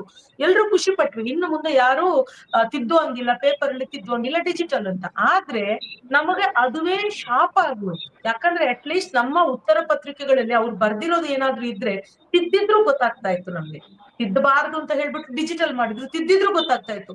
ನಮ್ಮ ಆನ್ಸರ್ ಪೇಪರ್ ಗಳನ್ನ ಡಿಜಿಟಲ್ ಅನ್ನ ಕಂಪ್ಲೀಟ್ ಆಗಿ ಅವ್ರಿಗೆ ಬೇಕಾದಕ್ಕೆ ತಿದ್ದು ಬಿಟ್ರು, ನಂಗೆ ಅಲ್ಲಿ ಪ್ರೂಫ್ ಕೂಡ ಸಿಗ್ಲಾರ್ದಂಗ ಆಗೋಯ್ತು. ಸೊ ಹೀಗಾಗಿ ಸುಧಾರಣೆ ಎಷ್ಟೇ ಮಾಡಿದ್ರು ಇವರ ಭ್ರಷ್ಟಾಚಾರದ ಮೈಂಡ್, ಆ ಕರಪ್ಷನ್ ಅದು ಎಲ್ಲಿವರೆಗೂ ಹೋಗಿದೆ ಅಂದ್ರೆ ಅದು ಚಾಪೆ ಕೆಳಗೆ ಹೋದ್ರೆ ರಂಗೋಲಿ ಕೆಳಗೆ ಹೋಗ್ತಾರಂತ ಆ ನಮನೆಯಾಗಿ ಮಾಡ್ತಾನೆ ಬಂದಿದ್ದಾರೆ. ಬಹಳ ದೊಡ್ಡದಾದ ಈಗ ಫರ್ಜಾನ, ನನ್ನ ಕ್ವಶನ್ ಇರೋದು, ಈಗ ನೀವು ಸುರಭಿ ಅವರು ಒಂದು ರಾಜಕೀಯ ಪಕ್ಷವನ್ನ ಪ್ರತಿನಿಧಿಸ್ತಾ ಇದ್ದಾರೆ, ನೀವು ಒಂದು ರಾಜಕೀಯ ಪಕ್ಷವನ್ನು ಪ್ರತಿನಿಧಿಸ್ತಾ ಇದ್ದೀರಿ. ನೀವು ಆ ಪಕ್ಷದ ಒಳಗಡೆ ನೀವೇನು ಬಹಳ ತೀರ್ಮಾನ ತಗೊಳ್ಳುವಂತ ಪೊಸಿಷನ್ ಅಲ್ಲಿ ಇಲ್ಲ ಅನ್ನೋದು ಗೊತ್ತು ನನಗೆ. ಆದ್ರೆ ಇವತ್ತೊಂದು ಸಾರ್ವಜನಿಕ ಚರ್ಚೆನಲ್ಲಿ ನೀವು ಇದನ್ನು ಬಹಳ ಸ್ಪಷ್ಟವಾಗಿ ಹೇಳ್ಬೇಕಾಗ್ಬೋದು. ನೇಮಕ ಮಾಡ್ತಾ ಇರೋರು ಯಾರು ಸದಸ್ಯರನ್ನ? ಬಿಜೆಪಿ ಸರ್ಕಾರ ಬಂದಾಗ ಇದೇ ತಪ್ಪನ್ನ ಮಾಡುದು. ಈಗ ನೋಡಿ, 62 ವರ್ಷ ಮ್ಯಾಕ್ಸಿಮಮ್ ವಯಸ್ಸು ಅಂತ ಇದೆ ಅಲ್ವಾ ಒಬ್ಬ ಮೆಂಬರ್ ಆದವರು ಆಮೇಲೆ ಅಧ್ಯಕ್ಷರು ಆಗ್ಬೋದು. ನೀವು 5 ವರ್ಷಕ್ಕೆ 6 ವರ್ಷಕ್ಕೆ 7 ವರ್ಷಕ್ಕೆಲ್ಲ ಒಬ್ಬ ಮೆಂಬರ್ನ ನೇಮಕ ಮಾಡ್ತಾ ಹೋದ್ರಿ ನೀವು. ಇದು ಯಾವ ತರ ಅಂತ ಹೇಳಿದ್ರೆ, ನನಗೆ ಗೊತ್ತಿರೋ ಮಾಹಿತಿ ಪ್ರಕಾರ, ಬಹುಶಃ ಕಾಂತಕುಮಾರ್ ಅವರಿಗೂ ಗೊತ್ತಿದೆ ಇದು ಮಾಹಿತಿ. ಏನಂತ ಹೇಳಿದ್ರೆ, ಒಬ್ಬ ಮೆಂಬರ್ ಅನ್ನ ಆಯ್ಕೆ ಮಾಡುವಾಗ ನಿನಗೆ 2 ವರ್ಷ ಬೇಕಂತ ಹೇಳಿದ್ರೆ 2 ಕೋಟಿ ಕೊಡ್ಬೇಕು, 3 ವರ್ಷ ಅಧಿಕಾರಾವಧಿ ಬೇಕು ಅಂತ ಹೇಳಿದ್ರೆ 3 ಕೋಟಿ ಕೊಡ್ಬೇಕು. ಈ ತರದ್ದೆಲ್ಲ ಡೀಲ್ಗಳು 2-3 ಕೋಟಿ ಅಲ್ಲ ಸರ್, ಮಿನಿಮಮ್ 5ರಿಂದ 10 ಕೋಟಿ ಇದೆ ಸರ್ ಇಲ್ಲಿ. ಈಗ ಜಾಸ್ತಿ 2-3 ಕೋಟಿ ತುಂಬಾ ಕಡಿಮೆ ಸರ್. 2-3 ಕೋಟಿ ಒಂದೊಂದು ಪೋಸ್ಟ್ ಸೇಲ್ ಮಾಡ್ತಾರೆ. ಕಾಂಗ್ರೆಸ್ ಸರ್ಕಾರನೂ ಈ ತಪ್ಪನ್ನ ಮಾಡಿದೆ. ನೀವು ಪಕ್ಷದ ಒಳಗಡೆ ಇರುವವರು ಇದನ್ನ ಯಾವ ತರ ನೀವು ಇದನ್ನ ಹೇಳಲಿಕ್ಕೆ ಸಾಧ್ಯ ಇದೆ ಅನ್ನೋದು. ಅದಕ್ಕಾಗಿ ನಾನು ಈಗ ಒಂದು ಈ ಚರ್ಚೆಯನ್ನು ಇಟ್ಕೊಂಡಿರೋದು ಯಾಕೆಂತ ಹೇಳಿ, ಒಂದು ಪ್ರಶ್ನೆ ಏನಪ್ಪಾ ಅಂತಂದ್ರೆ, ಸರ್ಕಾರ ದುಡ್ಡು ಕೊಟ್ಟು ಅಪಾಯಿಂಟ್ ಮಾಡಿದಾಗ ಮತ್ತೆ ಅವ್ರಿಗೆ ಪ್ರಶ್ನೆ ಮಾಡೋ ಅಧಿಕಾರ ಎಲ್ಲಿರುತ್ತೆ ಸರ್? ಇವ್ರಿಗೆ ಪಾಯಿಂಟ್ ಇದಲ್ಲ ಸರ್. ಅವ್ರಿಗೆ ದುಡ್ಡು ಕೊಟ್ಬಿಟ್ಟು ಅವ್ರ ಹತ್ರ ದುಡ್ಡು ಇಸ್ಕೊಂಡು ಅಪಾಯಿಂಟ್ ಮಾಡಿದಾಗ ಅವ್ರಿಗೆ ಪ್ರಶ್ನೆ ಮಾಡೋ ತಾಕತ್ತು ಸರ್ಕಾರಕ್ಕೆ ಇರಲ್ಲ ಸರ್. ಅಲ್ಲಿ ಪ್ರಾಮಾಣಿಕ ವ್ಯಕ್ತಿಗಳು ಮೆಂಬರ್ಸ್ ಆಗ್ಬೇಕು ಸರ್. ಆ ಮೆಂಬರ್ಸ್ ಕೂಡ ತುಂಬಾ ಕಡಿಮೆ ಸಂಖ್ಯೆಯಲ್ಲಿ ಇರ್ಬೇಕು. 4ರಿಂದ 5 ಜನ ಇದ್ರೆ ಓಕೆ. ಮೇಡಮ್ ಹೇಳಿದ್ರಿ ಇವಾಗ ಆಸ್ ಪರ್ ಪಿಸಿ ಒಂದ್ ನಿಮಿಷ ಇರಿ. ಮಾನದಂಡಗಳೇನಾದ್ರು ಇದೆಯಾ KPSC ಮೆಂಬರ್ ಅನ್ನ ಆಯ್ಕೆ ಮಾಡೋದಕ್ಕೆ? ಇಲ್ಲ, ಸ್ಪಷ್ಟವಾದಂತಹ ಅವರ ಕ್ರೆಡಿಬಿಲಿಟಿಯನ್ನ ಆ ಚೌಕಟ್ಟಿನೊಳಗೆ ತರಬಹುದಾದಂತಹ ಮಾನದಂಡಗಳಿಲ್ಲ. ಅದನ್ನ ರೂಪಿಸಬೇಕು ಅಂತಲೇ ನಾನು ಹೇಳ್ಕೊಳ್ಬೋದು ಸರ್. ಮಾನದಂಡಗಳು ಇದಾವೆ ಸರ್. ಈಗಿರೋ ಚೇರ್ಮನ್ ಕೂಡ ಮಾನದಂಡ ಇಲ್ದಿರ ಅದನ್ನೇನು ಅದು ಮಾನದಂಡಗಳು ಇದಾವೆ ಆಸ್ ಪರ್ ಪ್ರೊಸೀಜರ್. ಇಷ್ಟಂತ ಕ್ರೈಟೀರಿಯಾ ಇದೆ ಸರ್. ಅದ್ ಇಲ್ದೇ ಇರೋ ಕೂಡ ಸರ್ಕಾರ ಅಂತ ವ್ಯಕ್ತಿಗಳನ್ನ ಮೆಂಬರು ಮಾಡ್ತಾರೆ, ಚೇರ್ಮನ್ ಮಾಡ್ತಾರೆ ಸರ್. ಅದನ್ನೇ ನಾನು ಹೇಳಿದ್ದು, ಅದನ್ನೇ ಮಾನದಂಡ ನಾನು ಇಲ್ಲ ಅಂತ ಹೇಳಿದ್ದು. ಹೇಳ್ತಾರಲ್ಲ ಮೇಡಮ್, ಮಾನದಂಡಗಳು ಇದಾವೆ. ಮಾನದಂಡ ಇಲ್ಲ ಅಂತ ಹೇಳ್ತಿಲ್ಲ, ಆ ಕ್ರೆಡಿಬಿಲಿಟಿಯ ಒಳಗೆ ತಂದು ಕೂರಿಸುವಂತಹ ಮಾನದಂಡ ನಾನು ಹೇಳ್ತಾ ಇರುವಂತದ್ದು. ಆ ಕ್ರೆಡಿಬಿಲಿಟಿ ಏನ್ ಬೇಕಾ ಸರ್ಕಾರ ಮಾಡ್ಕೊಳುತ್ತೆ ಮೇಡಮ್, ಯಾವ ಟೈಮಲ್ಲಿ ಬೇಕಾದ್ರೆ. ಯಾಕೆಂದ್ರೆ ಹೊರಗಡೆ ಅವ್ರು ಯಾರು ಪ್ರಶ್ನೆನೇ ಮಾಡಲ್ವಲ್ಲ ಅವರಿಗೆ ಸರ್. ಇಲ್ಲಿ ಕಂಪ್ಲೀಟ್ ಹೇಳ್ತಾ ಇದೀನಿ ಸರ್. ಇಲ್ಲಿ ಒಂದು KPSC ಸಿಬ್ಬಂದಿ ಕೂಡ ಎಲ್ಲಿ ಅಪಾಯಿಂಟ್ ಆಗಿದ್ದ ವ್ಯಕ್ತಿ ಮತ್ತೆ ರಿಟೈರ್ಡ್ ಆಗೋ ತನಕ ಅಲ್ಲೇ ವರ್ಕ್ ಮಾಡ್ತಾನೆ ಸರ್ ಆ ವ್ಯಕ್ತಿ. ಮತ್ತೆ ಅವನಿಗೆ ಪ್ರತಿ ಒಂದು ಲೂಪ್ ಹೋಲ್ಸ್ ಯಾರ್ಯಾರು ಏನೇನ್ ಹೆಂಗಿರ್ತಾರೆ ಅಂತ ಹೇಳಿದ್ರೆ ಪ್ರತಿ ಒಬ್ಬನಿಗೂ ಗೊತ್ತಿರೋ ಸರ್ ಅಲ್ಲಿ. ಯಾಕೆಂದ್ರೆ ಕರಪ್ಷನ್ ಒಬ್ರೇ ಮಾಡಲ್ಲ ಸರ್, ಎಲ್ಲಾರು ಸೇರ್ಕೊಂಡ್ ಮಾಡ್ತಾರೆ ಸರ್. ಇಲ್ಲಿ ಕರಪ್ಷನ್ ಮಾಡೋದಕ್ ಮಾತ್ರ ಒಗ್ಗಟ್ಟಾಗ್ತಾರೆ. ಇಲ್ಲಿ ಸುಧಾರಣೆ ಆಗ್ಬೇಕು, ವಿದ್ಯಾರ್ಥಿಗಳಿಗೆ ಅನುಕೂಲ ಆಗ್ಬೇಕಂದ್ರೆ ಯಾರು ಒಗ್ಗಟ್ಟಾಗಲ್ಲ ಸರ್. ಇದು ನಾನು ಸರ್ಕಾರ ಕೇಳ್ಕೊಳೋದೇನಂದ್ರೆ ಕಂಪ್ಲೀಟ್ KPSC ಸಿಬ್ಬಂದಿಗಳೆಲ್ಲ ಎಲ್ಲರೂ ಎವ್ರಿ 2 years ಗೆ ಚೇಂಜ್ ಆಗ್ಬೇಕು ಸರ್. ಒಂದು ಮತ್ತೆ ಅಲ್ಲಿ ಸರ್ಕಾರ ಏನು ಒಂದು ವೇಕೆನ್ಸಿ ಇರುತ್ತಲ್ಲ ಸರ್, ಪ್ರತಿ ಒಂದು department wise every year notification ಮಾಡ್ಬೇಕು ಸರ್. ಆಸ್ ಲೈಕ್ UPSC ಮಾಡುತ್ತೆ ಸರ್. 1000 ಇರ್ಲಿ ಸರ್, 50 ಪೋಸ್ಟ್ ಇರ್ಲಿ, 50 ಪೋಸ್ಟ್ ಇದ್ರೂ KS ಪೋಸ್ಟ್ ಪ್ರತಿ ವರ್ಷ ನೋಟಿಫಿಕೇಶನ್ ಮಾಡಿ ಎಕ್ಸಾಮ್ಸ್ ಕಂಡಕ್ಟ್ ಮಾಡಿ. ಈವೆಂಟ್ ಆಫ್ ಕ್ಯಾಲೆಂಡರ್ ಬೇಕು ಸರ್. ಮತ್ತೆ ಫೀಸ್ ಏನಿದೆ ಅದನ್ನ ರೆಡ್ಯೂಸ್ ಮಾಡಿ ಸರ್. ಮತ್ತೆ ನಿಮ್ ಕೈಲಿ ಆದ್ರೆ ಸರ್ಕಾರ ಒಂದು ಕಂಪ್ಯೂಟರ್ ಬೇಸ್ಡ್ ರೆಕ್ರೂಟ್ಮೆಂಟ್ ಮಾಡಿ ಸರ್. ಕಂಪ್ಯೂಟರ್ ಬೇಸ್ಡ್ ರೆಕ್ರೂಟ್ಮೆಂಟ್ ಅವಾಗ ಸ್ವಲ್ಪ ಕರಪ್ಷನ್ ಕಡಿಮೆ ಆಗುತ್ತೆ. ನಿಮ್ ಸರ್ಕಾರ 1000 ಕೋಟಿ ಏನು ಈ ಒಂದು ಗ್ಯಾರಂಟಿ ಸ್ಕೀಮ್ ಆಗ್ತಾರಲ್ಲ, ಅದ್ರಲ್ಲಿ ಸ್ವಲ್ಪ ಜನ ಯಾರಿಗ್ ನೀಡಿದೆ ಅವ್ರಿಗಷ್ಟೇ ಗ್ಯಾರಂಟೀಸ್ ಕೊಟ್ಟು ಆ ಉಳ್ದಿರೋ ಅಮೌಂಟ್ ಅಲ್ಲಿ ತಗೊಂಬಂದು ಬೇಕಾದ್ರೆ KPSC ಸುಧಾರಣೆ ಆಗೋದಕ್ಕೆ ಕರ್ನಾಟಕದಲ್ಲಿ 5 ಪರೀಕ್ಷಾ ಭವನ ಮಾಡಿ. ಕಾಂತಕುಮಾರ್ ಅವರೇ, ನಿಮ್ಮ ಇಷ್ಟು ಹೊತ್ತಿನ ಮಾತುಗಳನ್ನ ನಾನು ಒಪ್ಕೊತೀನಿ ಸರ್. ಪ್ಲೀಸ್, ಇಷ್ಟು ಹೊತ್ತಿನ ಮಾತುಗಳನ್ನು ಒಪ್ಕೊಳ್ತೀನಿ. ಅದರ ಹೊರತಾಗಿ ಏನಿದೆ ಅವರ ಸಮಿತಿ ಏನಿದೆ, ಆ ಸಮಿತಿಗೆ ವಿದ್ಯಾರ್ಥಿ ಕಡೆಯಿಂದ ಒಬ್ಬ ವ್ಯಕ್ತಿಯನ್ನ ನೇಮಕ ಮಾಡ್ಬೇಕು ಅನ್ನೋದನ್ನ ನಾನು ಒಪ್ಕೋತೀನಿ. ಆದ್ರೆ ಒಂದು ನಿಮಿಷ ನೀವು ಗ್ಯಾರಂಟಿ ಬಗ್ಗೆ ಹೇಳಿದ್ರಲ್ಲ, ಈ ಮಾತನ್ನ ನೀವು ಹಿಂದೆಗೆತ್ಕೊಳ್ಬೇಕು. ಯಾಕೆ ಅಂತ ಹೇಳಿದ್ರೆ ಇಲ್ಲಿ ಭ್ರಷ್ಟಾಚಾರ ಆಗ್ತಾ ಇರುವಂತಹ ಇಲ್ಲ ನಾನು ಒಪ್ಪೋದಿಲ್ಲ. ಒಂದ್ ನಿಮಿಷ ಮೇಡಮ್, ನಾನ್ ಹೇಳ್ತಾ ಇರೋದು ಬೇಕಾದ್ರೆ ಯಾರಿಗೆ ನೀಡಿದೆ ಕೊಡಿ, ಗ್ಯಾರಂಟಿ ಕೊಡೋದ್ರಿಂದ ಅಲ್ಲ. ನೋಡಿ, ಗ್ಯಾರಂಟಿ ಕೊಡಿ, ನಾನು ಅಕ್ಸೆಪ್ಟ್ ಮಾಡ್ತೀನಿ. ಗ್ಯಾರಂಟಿಯಿಂದ ತುಂಬಾ ಚೆನ್ನಾಗಿ ಅನುಕೂಲ ಆಗ್ತಾ ಇದೆ, ಇಲ್ಲ ಅಂತ ಒಪ್ಕೊಂತ ಇಲ್ಲ, ನಾನು ಅಕ್ಸೆಪ್ಟ್ ಮಾಡ್ತೀನಿ. ಬಟ್ ಯಾರಿಗ್ ಬೇಕು ಅವ್ರಿಗೆ ಅಷ್ಟೇ ಕೊಟ್ಟು ನಾನು ಹೇಳ್ತೀನಿ. ಒಂದು ನಿಮಿಷ ಪರೀಕ್ಷಾ ಭವನ ತುಂಬಾ ಇಂಪಾರ್ಟೆಂಟ್ ಇದೆ. ಪರೀಕ್ಷಾ ಭವನ ಅನ್ನೋದು ತುಂಬಾ ಇಂಪಾರ್ಟೆಂಟ್ ಇದೆ. 5 ಪರೀಕ್ಷಾ ಭವನ ತಗೊಂಬನ್ನಿ ಅಂತ ಕೇಳಿದೆ ನಿಮ್ಗೆ. ಇಲ್ಲ ಒಂದ್ ನಿಮಿಷ ಮೇಡಮ್, ನಾ ಹೇಳ್ತೀನಿ. ನಾವು ವಿಷಯವನ್ನ ಚೇಂಜ್ ಮಾಡೋದು ಬೇಡ, ಅದನ್ನ ಇನ್ನೊಂದು ಚರ್ಚೆ ಮಾಡೋಣ. ಸರ್ಕಾರಕ್ಕೆ ಸಂಪನ್ಮೂಲದ ಕೊರತೆ ಯಾವುದೇ ಕೊರತೆ ಇಲ್ಲ, ಬೇಕಾದಷ್ಟು ಟ್ಯಾಕ್ಸ್ ಬಂದಿದೆ ಈ ಸಲ. ಹಾಗಾಗಿ ಅಲ್ಲಿಂದ ತೆಗೆಯೋದು ಇಲ್ಲಿಂದ ತೆಗೆಯೋದು ಅನ್ನೋ ಪ್ರಶ್ನೆ ಮಾಡೋದ್ರ ಮೂಲಕ ನಾವು ಈ ಚರ್ಚೆಯನ್ನ ದಿಕ್ಕು ತಪ್ಪಿಸೋದು ಬೇಡ. ಗ್ಯಾರಂಟಿಗಳ ಬಗ್ಗೆ ಮಾತಾಡಬೇಡಿ. ನೋಡಿ ಮೇಡಮ್, ನಾನು ಹೇಳ್ತಾ ಇರೋದು KPSC ರಿಫಾರ್ಮ್ ಆಗ್ಬೇಕಂದ್ರೆ 5 ಹೋರಾಟ ಮಾಡ್ತಾ ಇರುವಂತಹ ಒಬ್ಬ ಯುವಕ, ನೀವು ನಿಮ್ಮನ್ನು ಇನ್ನೂ ಹೆಚ್ಚು ಮಾತಾಡಬೇಕು. ಭ್ರಷ್ಟಾಚಾರ ಮಾಡ್ತಾ ಇದ್ದಾರೆ ರಾಜಕಾರಣಿಗಳು, ಏನೆಲ್ಲ ಮಾಡ್ತಾ ಇದ್ದಾರೆ. ತೆರಿಗೆ ನಮ್ಮ ಕೇಂದ್ರದಿಂದ ತೆರಿಗೆ ಬರ್ತಾ ಇಲ್ಲ, ಇದೆಲ್ಲ ಬಗ್ಗೆ ಮಾತಾಡಿ. ನೋಡಿ ಮೇಡಮ್, ಸರ್ಕಾರದ ಹತ್ರ ದುಡ್ಡಿಲ್ಲ ಅಂತಂದ್ರು ವಿದ್ಯಾರ್ಥಿಗಳೇ ಕೊಡ್ತೀವಿ. ಕರ್ನಾಟಕದಲ್ಲಿ 5 ಪರೀಕ್ಷಾ ಭವನ ತಗೊಂಬನ್ನಿ. 5 ಪರೀಕ್ಷಾ ಭವನ, north, south, east, west, centre ಅಂತ ಹೇಳಿ. ಅದರಿಂದ ಎಲ್ಲಾ ವಿದ್ಯಾರ್ಥಿಗಳಿಗೂ ಅನುಕೂಲ ಆಗುತ್ತೆ. ಎವ್ರಿ ವೀಕ್ ಅಲ್ಲಿ ಸುಮಾರು 2-3 ಎಕ್ಸಾಮ್ಸ್ ಕಂಡಕ್ಟ್ ಮಾಡ್ತಾ ಇರ್ತಾರೆ. ದಯವಿಟ್ಟು ಪರೀಕ್ಷಾ ಭವನ ಅನ್ನೋದಿದ್ರೆ ಎಲ್ಲಾ ವಿದ್ಯಾರ್ಥಿಗಳಿಗೂ ಅನುಕೂಲ ಆಗುತ್ತೆ. ಮತ್ತೆ ಎಲ್ಲಿ ಬ್ಯಾಕ್ವರ್ಡ್ ಏರಿಯಾ ಇದೆ ಅಲ್ಲಿ ನೀವು ಪರೀಕ್ಷಾ ಭವನ ಸೆಂಟರ್ ನ ಸೆಟ್ ಮಾಡ್ಕೊಳ್ಳಿ. ಆ ಸಮಿತಿಯಲ್ಲಿ ಒಬ್ಬ ಮೆಂಬರ್ ಆಗಿ ನೀವು ಇರುವಂತಾಗ್ಲಿ ಅಂತ ನಾನು ಬಯಸ್ತೀನಿ. ಸುರಭಿ ಅವ್ರು ಏನೋ ಹೇಳ್ತಾ ಇದ್ರಿ, ಒಂದ್ ನಿಮಿಷ. ಸುರಭಿ ಅವ್ರು ಏನೋ ಹೇಳಿಕ್ ಬಯಸಿದ್ರಿ. ನೋಡಿ, ಒಂದು ಇಷ್ಟು ನಾವು ಚರ್ಚೆ ಮಾಡಿದೀವಿ. ಫೈನಲ್ ಆಗಿ ಇದು ಡಿಪೊಲಿಟಿಸೈಸ್ ಆಗೋದಿಕ್ಕೆ, ಈ ಅಪಾಯಿಂಟ್ಮೆಂಟ್ಸ್ ಡಿಪೊಲಿಟಿಸೈಸ್ ಆಗೋದಿಕ್ಕೆ ಒಂದು ಸೂಪರ್ ಸೀಡಿಂಗ್ ಕಮಿಟಿಯಿಂದಾನೇ ಆಗ್ಬೇಕು ಹೊರತು ಇದು ಯಾವುದೇ ಆದಂತಹ ಸರ್ಕಾರ ಅಪಾಯಿಂಟ್ ಆಗಿರೋ ಕಮಿಟಿ ಆಗಬಾರ್ದು. It should be judicially appointed committee if possible. ಸರ್ಕಾರ ಜಾಸ್ತಿಯಾಗಿ ಪೊಲಿಟಿಕಲ್ ವಿಲ್ ಇಟ್ಕೊಂಡು ಇದನ್ನ ರಿಫಾರ್ಮ್ ಮಾಡುತ್ತೆ ಅಂದ್ರೆ ಅದನ್ನ ನಾವು ಸಮರ್ಥನೆ ಮಾಡ್ತೀವಿ. ಆದ್ರೆ ಇಲ್ಲಿ ಚಿಕ್ಕ ರಿಫಾರ್ಮ್ಸ್, ಒಂದು ಕೋರ್ಟ್ ಇದೆ, ಟೆಕ್ನಾಲಜಿನ ನೀವು ಬ್ಯಾಡ್ ಪ್ರಾಸೆಸಸ್ ಹಾಕಿದ್ರೆ ಅದು ಬ್ಯಾಡ್ ಪ್ರಾಸೆಸಸ್ ಆಗೇ ಆಗಿರುತ್ತೆ.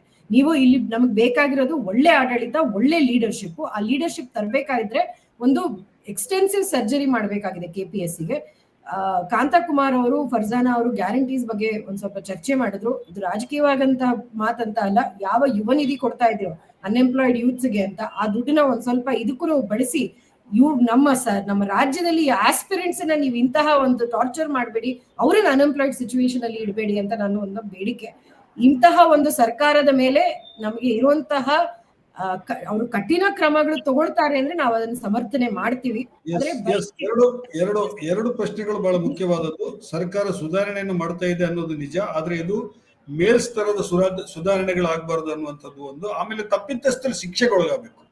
KPSC ನಲ್ಲಿ ಇದುವರೆಗೆ ಏನೆಲ್ಲ ಅವ್ಯವಹಾರಗಳಾಗಿದೆ ಅದಕ್ಕೆ ಸಂಬಂಧಿಸಿ ಯಾರು ತಪ್ಪಿತಸ್ಥರು ಅಂತ ಹೇಳಿ ಕಂಡು ಬಂದಿದ್ದಾರೆ ಅವರಿಗೆ ಶಿಕ್ಷೆ ಆಗುವಂತ ಒಂದು ಪ್ರಕ್ರಿಯೆ ಕೂಡ ನಮ್ಮ ಮುಂದೆ ನಡೀತಾ ಇಲ್ಲ. ಎರಡನೇದು, KPSC ಸದಸ್ಯರನ್ನ ಆಯ್ಕೆ ಮಾಡುವ ಸಂದರ್ಭದಲ್ಲಿ ಈಗ ಏನು ಸರ್ಚ್ ಕಮಿಟಿ ಶೋಧನಾ ಸಮಿತಿಯ ಪ್ರಸ್ತಾಪ ಏನು ಬಂದಿದೆ ಮುಖ್ಯಮಂತ್ರಿ ಅವರು ಇಟ್ಟಿದ್ದಾರೆ, ಅದಕ್ಕೆ ಸಂಬಂಧಿಸಿ ಬಹಳ ಹೆಚ್ಚಿನ ಒತ್ತಡ ಕಾಂಗ್ರೆಸ್ ಪಕ್ಷದಿಂದಲೂ ಮತ್ತೆ ಬಿಜೆಪಿ ಪಕ್ಷದಿಂದಲೂ ಅದು ಬಂದ್ರೆ ಸದನದಲ್ಲಿ. ಯಾಕಂತ ಹೇಳಿದ್ರೆ ಸದನದಲ್ಲಿ ಏನಾಗುತ್ತೆ ಅಂತ ಹೇಳಿದ್ರೆ ನೇಮಕಾತಿನ ನಾವು ನೋಡಿದೀವಿ. ನಾವು ಅದರಲ್ಲಿ ಇವರು ಕಾಂತ್ ಕುಮಾರ್ ಹೇಳಿದ್ರು ಅದನ್ನ, ಕಾಂಗ್ರೆಸ್ನವರು ಇದ್ದಾರೆ, ಬಿಜೆಪಿಯವರು ಇದ್ದಾರೆ, JDSನವರು ಇದ್ದಾರೆ, ಅಂದ್ರೆ ನಮ್ಮ ಮೆಂಬರ್ಸ್ ಇದ್ದಾರೆ, ನಮ್ಮ ಹಿತಾಸಕ್ತಿ ನೋಡ್ಕೋತಾರೆ ಅನ್ನುವಂತ ಒಂದು ಭಾವನೆ ಇವತ್ತು ಆಳುವವರಲ್ಲಿ ಬಂದಿದೆ. ಅದು ಹಿಂದೆ ಬಿಜೆಪಿ ಸರ್ಕಾರ ಬಂದಾಗ್ಲೂ ಇತ್ತದು, ಕಾಂಗ್ರೆಸ್ ಸರ್ಕಾರ ಇದ್ದಾಗ್ಲೂ ಈಗ ಇದೆ. ಅದರಿಂದ ತಪ್ಪಿಸ್ಕೊಳ್ಳುವಂತ ಪ್ರಕ್ರಿಯೆ ಬಹಳ ವೇಗವಾಗಿ ಆಗ್ಬೇಕಾಗುತ್ತೆ. ಅದರಿಂದ ತಪ್ಪಿಸ್ಕೊಳ್ಳುವಂತ ಪ್ರಕ್ರಿಯೆ ವೇಗವಾಗಿ ನಡೀಬೇಕಾಗುತ್ತೆ. ಒಂದು, ಈ ನೇಮಕಾತಿ ಸಮಿತಿ ಇದೆಯಲ್ಲ, ಶೋಧನಾ ಸಮಿತಿ ಅಂತ ನಾವೇನು ಹೇಳ್ತೀವಿ, ಅದು ತಕ್ಷಣ ಆಗ್ಬೇಕಾಗಿದೆ. ಅದು ಈಗ ಏನಿದ್ದಾರೆ 16 ಮಂದಿ ಇವರನ್ನ ಒಮ್ಮೆಲೆ ಕಿತ್ತಾಕ್ಲಿಕ್ಕೆ ಆಗೋದಿಲ್ಲ ಅನ್ನೋದು ನಿಜ. ಅದಕ್ಕೂ ಕೂಡ ಇಲ್ಲಿ ಕಾನ್ಸ್ಟಿಟ್ಯೂಷನಲ್ ಪ್ರೊವಿಷನ್ ಇಲ್ಲ ಅನ್ನುವಂಥದ್ದು ನಿಜ ಅದು. ಆದ್ರೆ ಅವರವರು ರಿಟೈರ್ಡ್ ಆಗ್ತಾ ಬಂದ ಹಾಗೆ ಇದನ್ನ 8 ಸದಸ್ಯತನಕ್ಕೆ ಕಡಿಮೆ ಮಾಡೋದು ಮತ್ತು ಮುಂದೆ ನೇಮಕಾತಿ ಮಾಡುವಾಗ ಸದಸ್ಯರನ್ನ ನೇಮಕಾತಿ ಮಾಡುವಾಗ ಸ್ಟ್ರಿಕ್ಟ್ ಆದಂತಹ ಒಂದು ನಾರ್ಮ್ಗಳನ್ನ ಇಟ್ಟುಕೊಂಡು ಆಮೇಲೆ ಈ ಶೋಧನಾ ಸಮಿತಿಯ ಆಯ್ಕೆಯ ಮೂಲಕನೇ ಇದನ್ನ ಮಾಡಬೇಕಾದಂತ ಒಂದು ಕ್ರಮವನ್ನ ಕೈಗೊಳ್ಳಬೇಕಾಗುತ್ತೆ ಅಂತ ಹೇಳಿ ಅನ್ಸುತ್ತೆ. ಸದ್ಯಕ್ಕೆ ಕಾಂತ್ ಕುಮಾರಿಗೆ ಸರ್ಕಾರ ನಿಮ್ಮ ಬೇಡಿಕೆಯನ್ನು ಒಪ್ಕೊಳ್ಳುವಂತ ಸ್ಥಿತಿ ಕಾಣಿಸ್ತಾ ಇಲ್ಲ. ಏನ್ ನಿಮ್ಮ ನಿರ್ಧಾರ, ಏನ್ ಮಾಡ್ತೀರಿ ಸರ್? ಮುಂದಿನ ದಿನಗಳಲ್ಲಿ ಅವ್ರ ಸರ್ಕಾರ ನಿರ್ಧಾರ ತಗೊಂಡಿಲ್ಲ ಅಂದ್ರೆ ಅವ್ರು ಎಲ್ಲಿವರೆಗೂ ನಿರ್ಧಾರ ತಗೊಂತಾರೆ, ನಮ್ಮ ಹೋರಾಟ ಅಂತೂ ಕಂಟಿನ್ಯೂ ಆಗಿ ಇರುತ್ತೆ ಸರ್. ನಾವು ಆಕ್ಚುಲಿ ಕರ್ನಾಟಕ ರಕ್ಷಣಾ ವೇದಿಕೆ ನಾರಾಯಣಗೌಡ ಅವ್ರ ನೇತೃತ್ವದಲ್ಲಿ ಸರ್ಕಾರ ಈಗ ವಿಧಾನಸೌಧ ಮುತ್ತಿಗೆ ಹಾಕ್ಬೇಕಂತ 25ನೇ ತಾರೀಕು ಡಿಸೈಡ್ ಮಾಡಿದ್ವಿ ಸರ್. ಆದ್ರೆ ನಾವು ವಿದ್ಯಾರ್ಥಿಗಳು ಮತ್ತೆ ಕರ್ನಾಟಕ ರಕ್ಷಣಾ ವೇದಿಕೆ ಎಲ್ಲಾ ಕಾರ್ಯಕರ್ತರು ಮತ್ತೆ ಮುಖಂಡರು ವಿಧಾನಸೌಧ ಮುತ್ತಿಗೆ ಹಾಕ್ಬೇಕಂದ ಒಂದು ನಿರ್ಧಾರ ತಗೊಂಡಿದ್ದಾಗ ಮಾನ್ಯ ಮುಖ್ಯಮಂತ್ರಿಗಳು ಸರ್ ಇರ್ಬೋದು, ಸಿದ್ದರಾಮಯ್ಯ ಸರ್ ಇರ್ಬೋದು, ಎಲ್ಲಾ ಮಿನಿಸ್ಟರ್ಸ್, MLAಗಳು ಮತ್ತೆ ಅಪೋಸಿಷನ್ ಲೀಡರ್ಸ್ ಪ್ರತಿಯೊಬ್ರು ಕನ್ನಡದಲ್ಲಿ ತಪ್ಪಾಗಿದೆ ಆಯ್ತು, ಕರ್ನಾಟಕ ಅಡ್ಮಿನಿಸ್ಟ್ರೇಟಿವ್ ಟ್ರಿಬ್ಯುನಲ್ ಏನ್ ವರ್ಡಿಕ್ಟ್ ಬರುತ್ತೆ ಅದಾದ್ಮೇಲೆ ಕೂಡ ಎಲ್ಲಾರು ನಾವು ಸಭೆ ಸೇರಿಸಿ ಇನ್ ಕೇಸ್ ಏನಾದ್ರು ಕನ್ನಡದವರಿಗೆ ನ್ಯಾಯ ಸಿಗ್ಲಿಲ್ಲ ಅಂತಂದ್ರು, ಕನ್ನಡ ಮಕ್ಕಳಿಗೆ ಏನಾದ್ರು ಅನ್ಯಾಯ ಆದ್ರೆ ಎಲ್ಲಾರನ್ನೂ ಒಟ್ಟಿಗೆ ಸಭೆ ಸೇರಿಸಿ ನಾವು ನಿರ್ಧಾರ ತಗೊಂತೀನಿ ಅಂತ ಹೇಳ್ತಿದ್ದಾರೆ ಸರ್. ಮತ್ತೆ ನಾನು ಈ ವಿಡಿಯೋ ಮುಖಾಂತರ ನಾನು ಏನ್ ಹೇಳಕ್ ಇಷ್ಟಪಡ್ತೀನಿ ಸರ್ಕಾರಕ್ಕೆ, ದಯವಿಟ್ಟು KPSC ಏನೊಂದು ಪ್ರೊಸೀಜರ್ ನಡೆಸ್ತಾ ಇದೆ ಫರ್ದರ್, ಪ್ರತಿಯೊಂದು ಹಂತದಲ್ಲೂ ನಾವು ಪ್ರತಿಯೊಂದು ಪ್ರೊಟೆಸ್ಟ್ ಮಾಡಿದಾಗೆಲ್ಲಾನು ಒಂದೊಂದು ಡಿಸಿಷನ್ ತಗೊಂತಾ ಇದ್ರು. ಒಂದು ರಿಸಲ್ಟ್ಸ್ ಬಿಡೋದಿರ್ಬೋದು, ಕೀ ಆನ್ಸರ್ ಬಿಡೋದಿರ್ಬೋದು, ಮೇನ್ಸ್ ಡೇಟ್ ಬಿಡೋದಿರ್ಬೋದು, ಅದು ಡ್ರಾಫ್ಟ್ ಫಿಲ್ ಮಾಡೋದಿರ್ಬೋದು, ಪ್ರತಿ ಒಂದು ಸ್ಟೇಜ್ ಅಲ್ಲೂ ನಾವು ಏನು ಹೋರಾಟ ಮಾಡಕ್ ಸ್ಟಾರ್ಟ್ ಮಾಡ್ತೀವಿ, ಒಂದು ಡೇಟ್ ಅನೌನ್ಸ್ ಮಾಡ್ತೀವಿ, ಪ್ರತಿಯೊಂದು ಹಂತದಲ್ಲೂ ಅವರು ಒಂದೊಂದು ನಿರ್ಧಾರ ತಗೊಂತಾ ಇದ್ರು. ಇದು ಯಾಕೆ ಇಷ್ಟು ಬೇಗ ಆತುರವಾಗಿ ಮಾಡ್ತಾ ಇದಾರೆ ಅಂತ ಹೇಳ್ತೀನಿ ಸರ್. ಇನ್ನೊಂದು ರೀಸನ್ ಇದೆ, KPSC ಅಲ್ಲಿ ಒಂದು 4 ರಿಂದ 5 ಜನ ಮೆಂಬರ್ಸ್ ಇನ್ನ ಒಂದು 2-3 ಮಂತ್ಸ್ ಅಲ್ಲಿ ರಿಟೈರ್ಡ್ ಆಗ್ತಾ ಇದಾರೆ ಸರ್. ಆ ರಿಟೈರ್ಡ್ ಆಗಕ್ ಮುಂಚೆ ಈ ಒಂದು KS ನೋಟಿಫಿಕೇಶನ್ ನ ಕಂಪ್ಲೀಟ್ ಮಾಡ್ಕೊಂಡು ಇದ್ರಲ್ಲಿ ಎಷ್ಟು ಬೇಕಷ್ಟು ಕರಪ್ಷನ್ ಮಾಡ್ಕೊಂಡು ಅವ್ರ ಮನೆಗೆ ಹೋಗ್ಬೇಕು, ದುಡ್ಡು ಮಾಡ್ಕೊಬೇಕಂತ ಕಾಯ್ತಾ ಇದಾರೆ ಸರ್.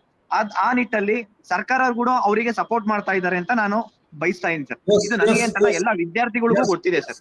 ಒಂದ್ ನಿಮಿಷ, ಫರ್ಜಾನ ಇದು ಪ್ರಾಕ್ಟಿಕಲ್ ಆಗಿ ಸಾಧ್ಯ ಇದೆ ಅಂತ ಅನ್ಸುತ್ತಾ? ಮತ್ತೆ ಸರ್ಕಾರ ಈಗ ಈ ತೀರ್ಮಾನವನ್ನು ತೆಗೆದುಕೊಳ್ಳಿಕ್ಕೆ, ಪರೀಕ್ಷೆ ಆಗಿರೋದನ್ನ ರದ್ದು ಮಾಡೋದಕ್ಕೆ ಸಾಧ್ಯ ಆಗುತ್ತಾ? ಅಲ್ಲ, ಮುಖ್ಯಮಂತ್ರಿ ಸಿದ್ದರಾಮಯ್ಯ ಅವರು ಸ್ಪಷ್ಟವಾಗಿ ಹೇಳಿದ್ದಾರೆ, ಕ್ಯಾಟ್ ನ ತೀರ್ಮಾನ ಏನ್ ಬರುತ್ತೆ ಅದಾದ ನಂತರ ನಿಮ್ಮೆಲ್ಲರನ್ನು ಕರೆದು ಮಾತಾಡಿಸ್ತೀನಿ, ಏನು ಮುಂದೆ ಅಂತ ಯೋಚನೆ ಮಾಡೋಣ ಅಂತ ಹೇಳಿದ್ದಾರೆ. ಅವರ ಮಾತಿಗಷ್ಟೇ ನಾವು ಬದ್ಧರಾಗಿರ್ಬೋದು ಹೊರತು ನಮ್ಮ ವೈಯಕ್ತಿಕ ಆಯ್ಕೆಗಳನ್ನು ಇಲ್ಲಿ ಹೇಳ್ಕೊಳ್ಲಿಕ್ಕೆ ಆಗುದಿಲ್ಲ ಸರ್. ಎಸ್ ಸುರಭಿ ಅವರೇ, ಕೊನೆಯದಾಗಿ ಏನ್ ಹೇಳಿಕ್ ಬಯಸ್ತೀನಿ. ನಾವು ಆಲ್ಮೋಸ್ಟ್ 53 ನಿಮಿಷ ಆಯ್ತು. 50 ನಿಮಿಷಕ್ಕೆ ಇದನ್ನ ಮುಗಿಸ್ಬೇಕು ಅಂತಿದ್ದೆ ಚರ್ಚೆನ. ಇದು ಬಟ್ KPSC ಇದು ಬಹಳ ಉದ್ದ ಇರೋದ್ರಿಂದ ಅದಕ್ಕೆ KPSC ಕತೆ ಏನು ಅಂತ ನಾವು ಒಂದು ಟೈಟಲ್ ಕೊಟ್ಟಿದ್ದೀವಿ. ಇದು ಸುರಭಿ ಅವರೇ, ಕೊನೆಯದಾಗಿ ಏನ್ ಹೇಳಿಕ್ ಬಯಸ್ತೀನಿ.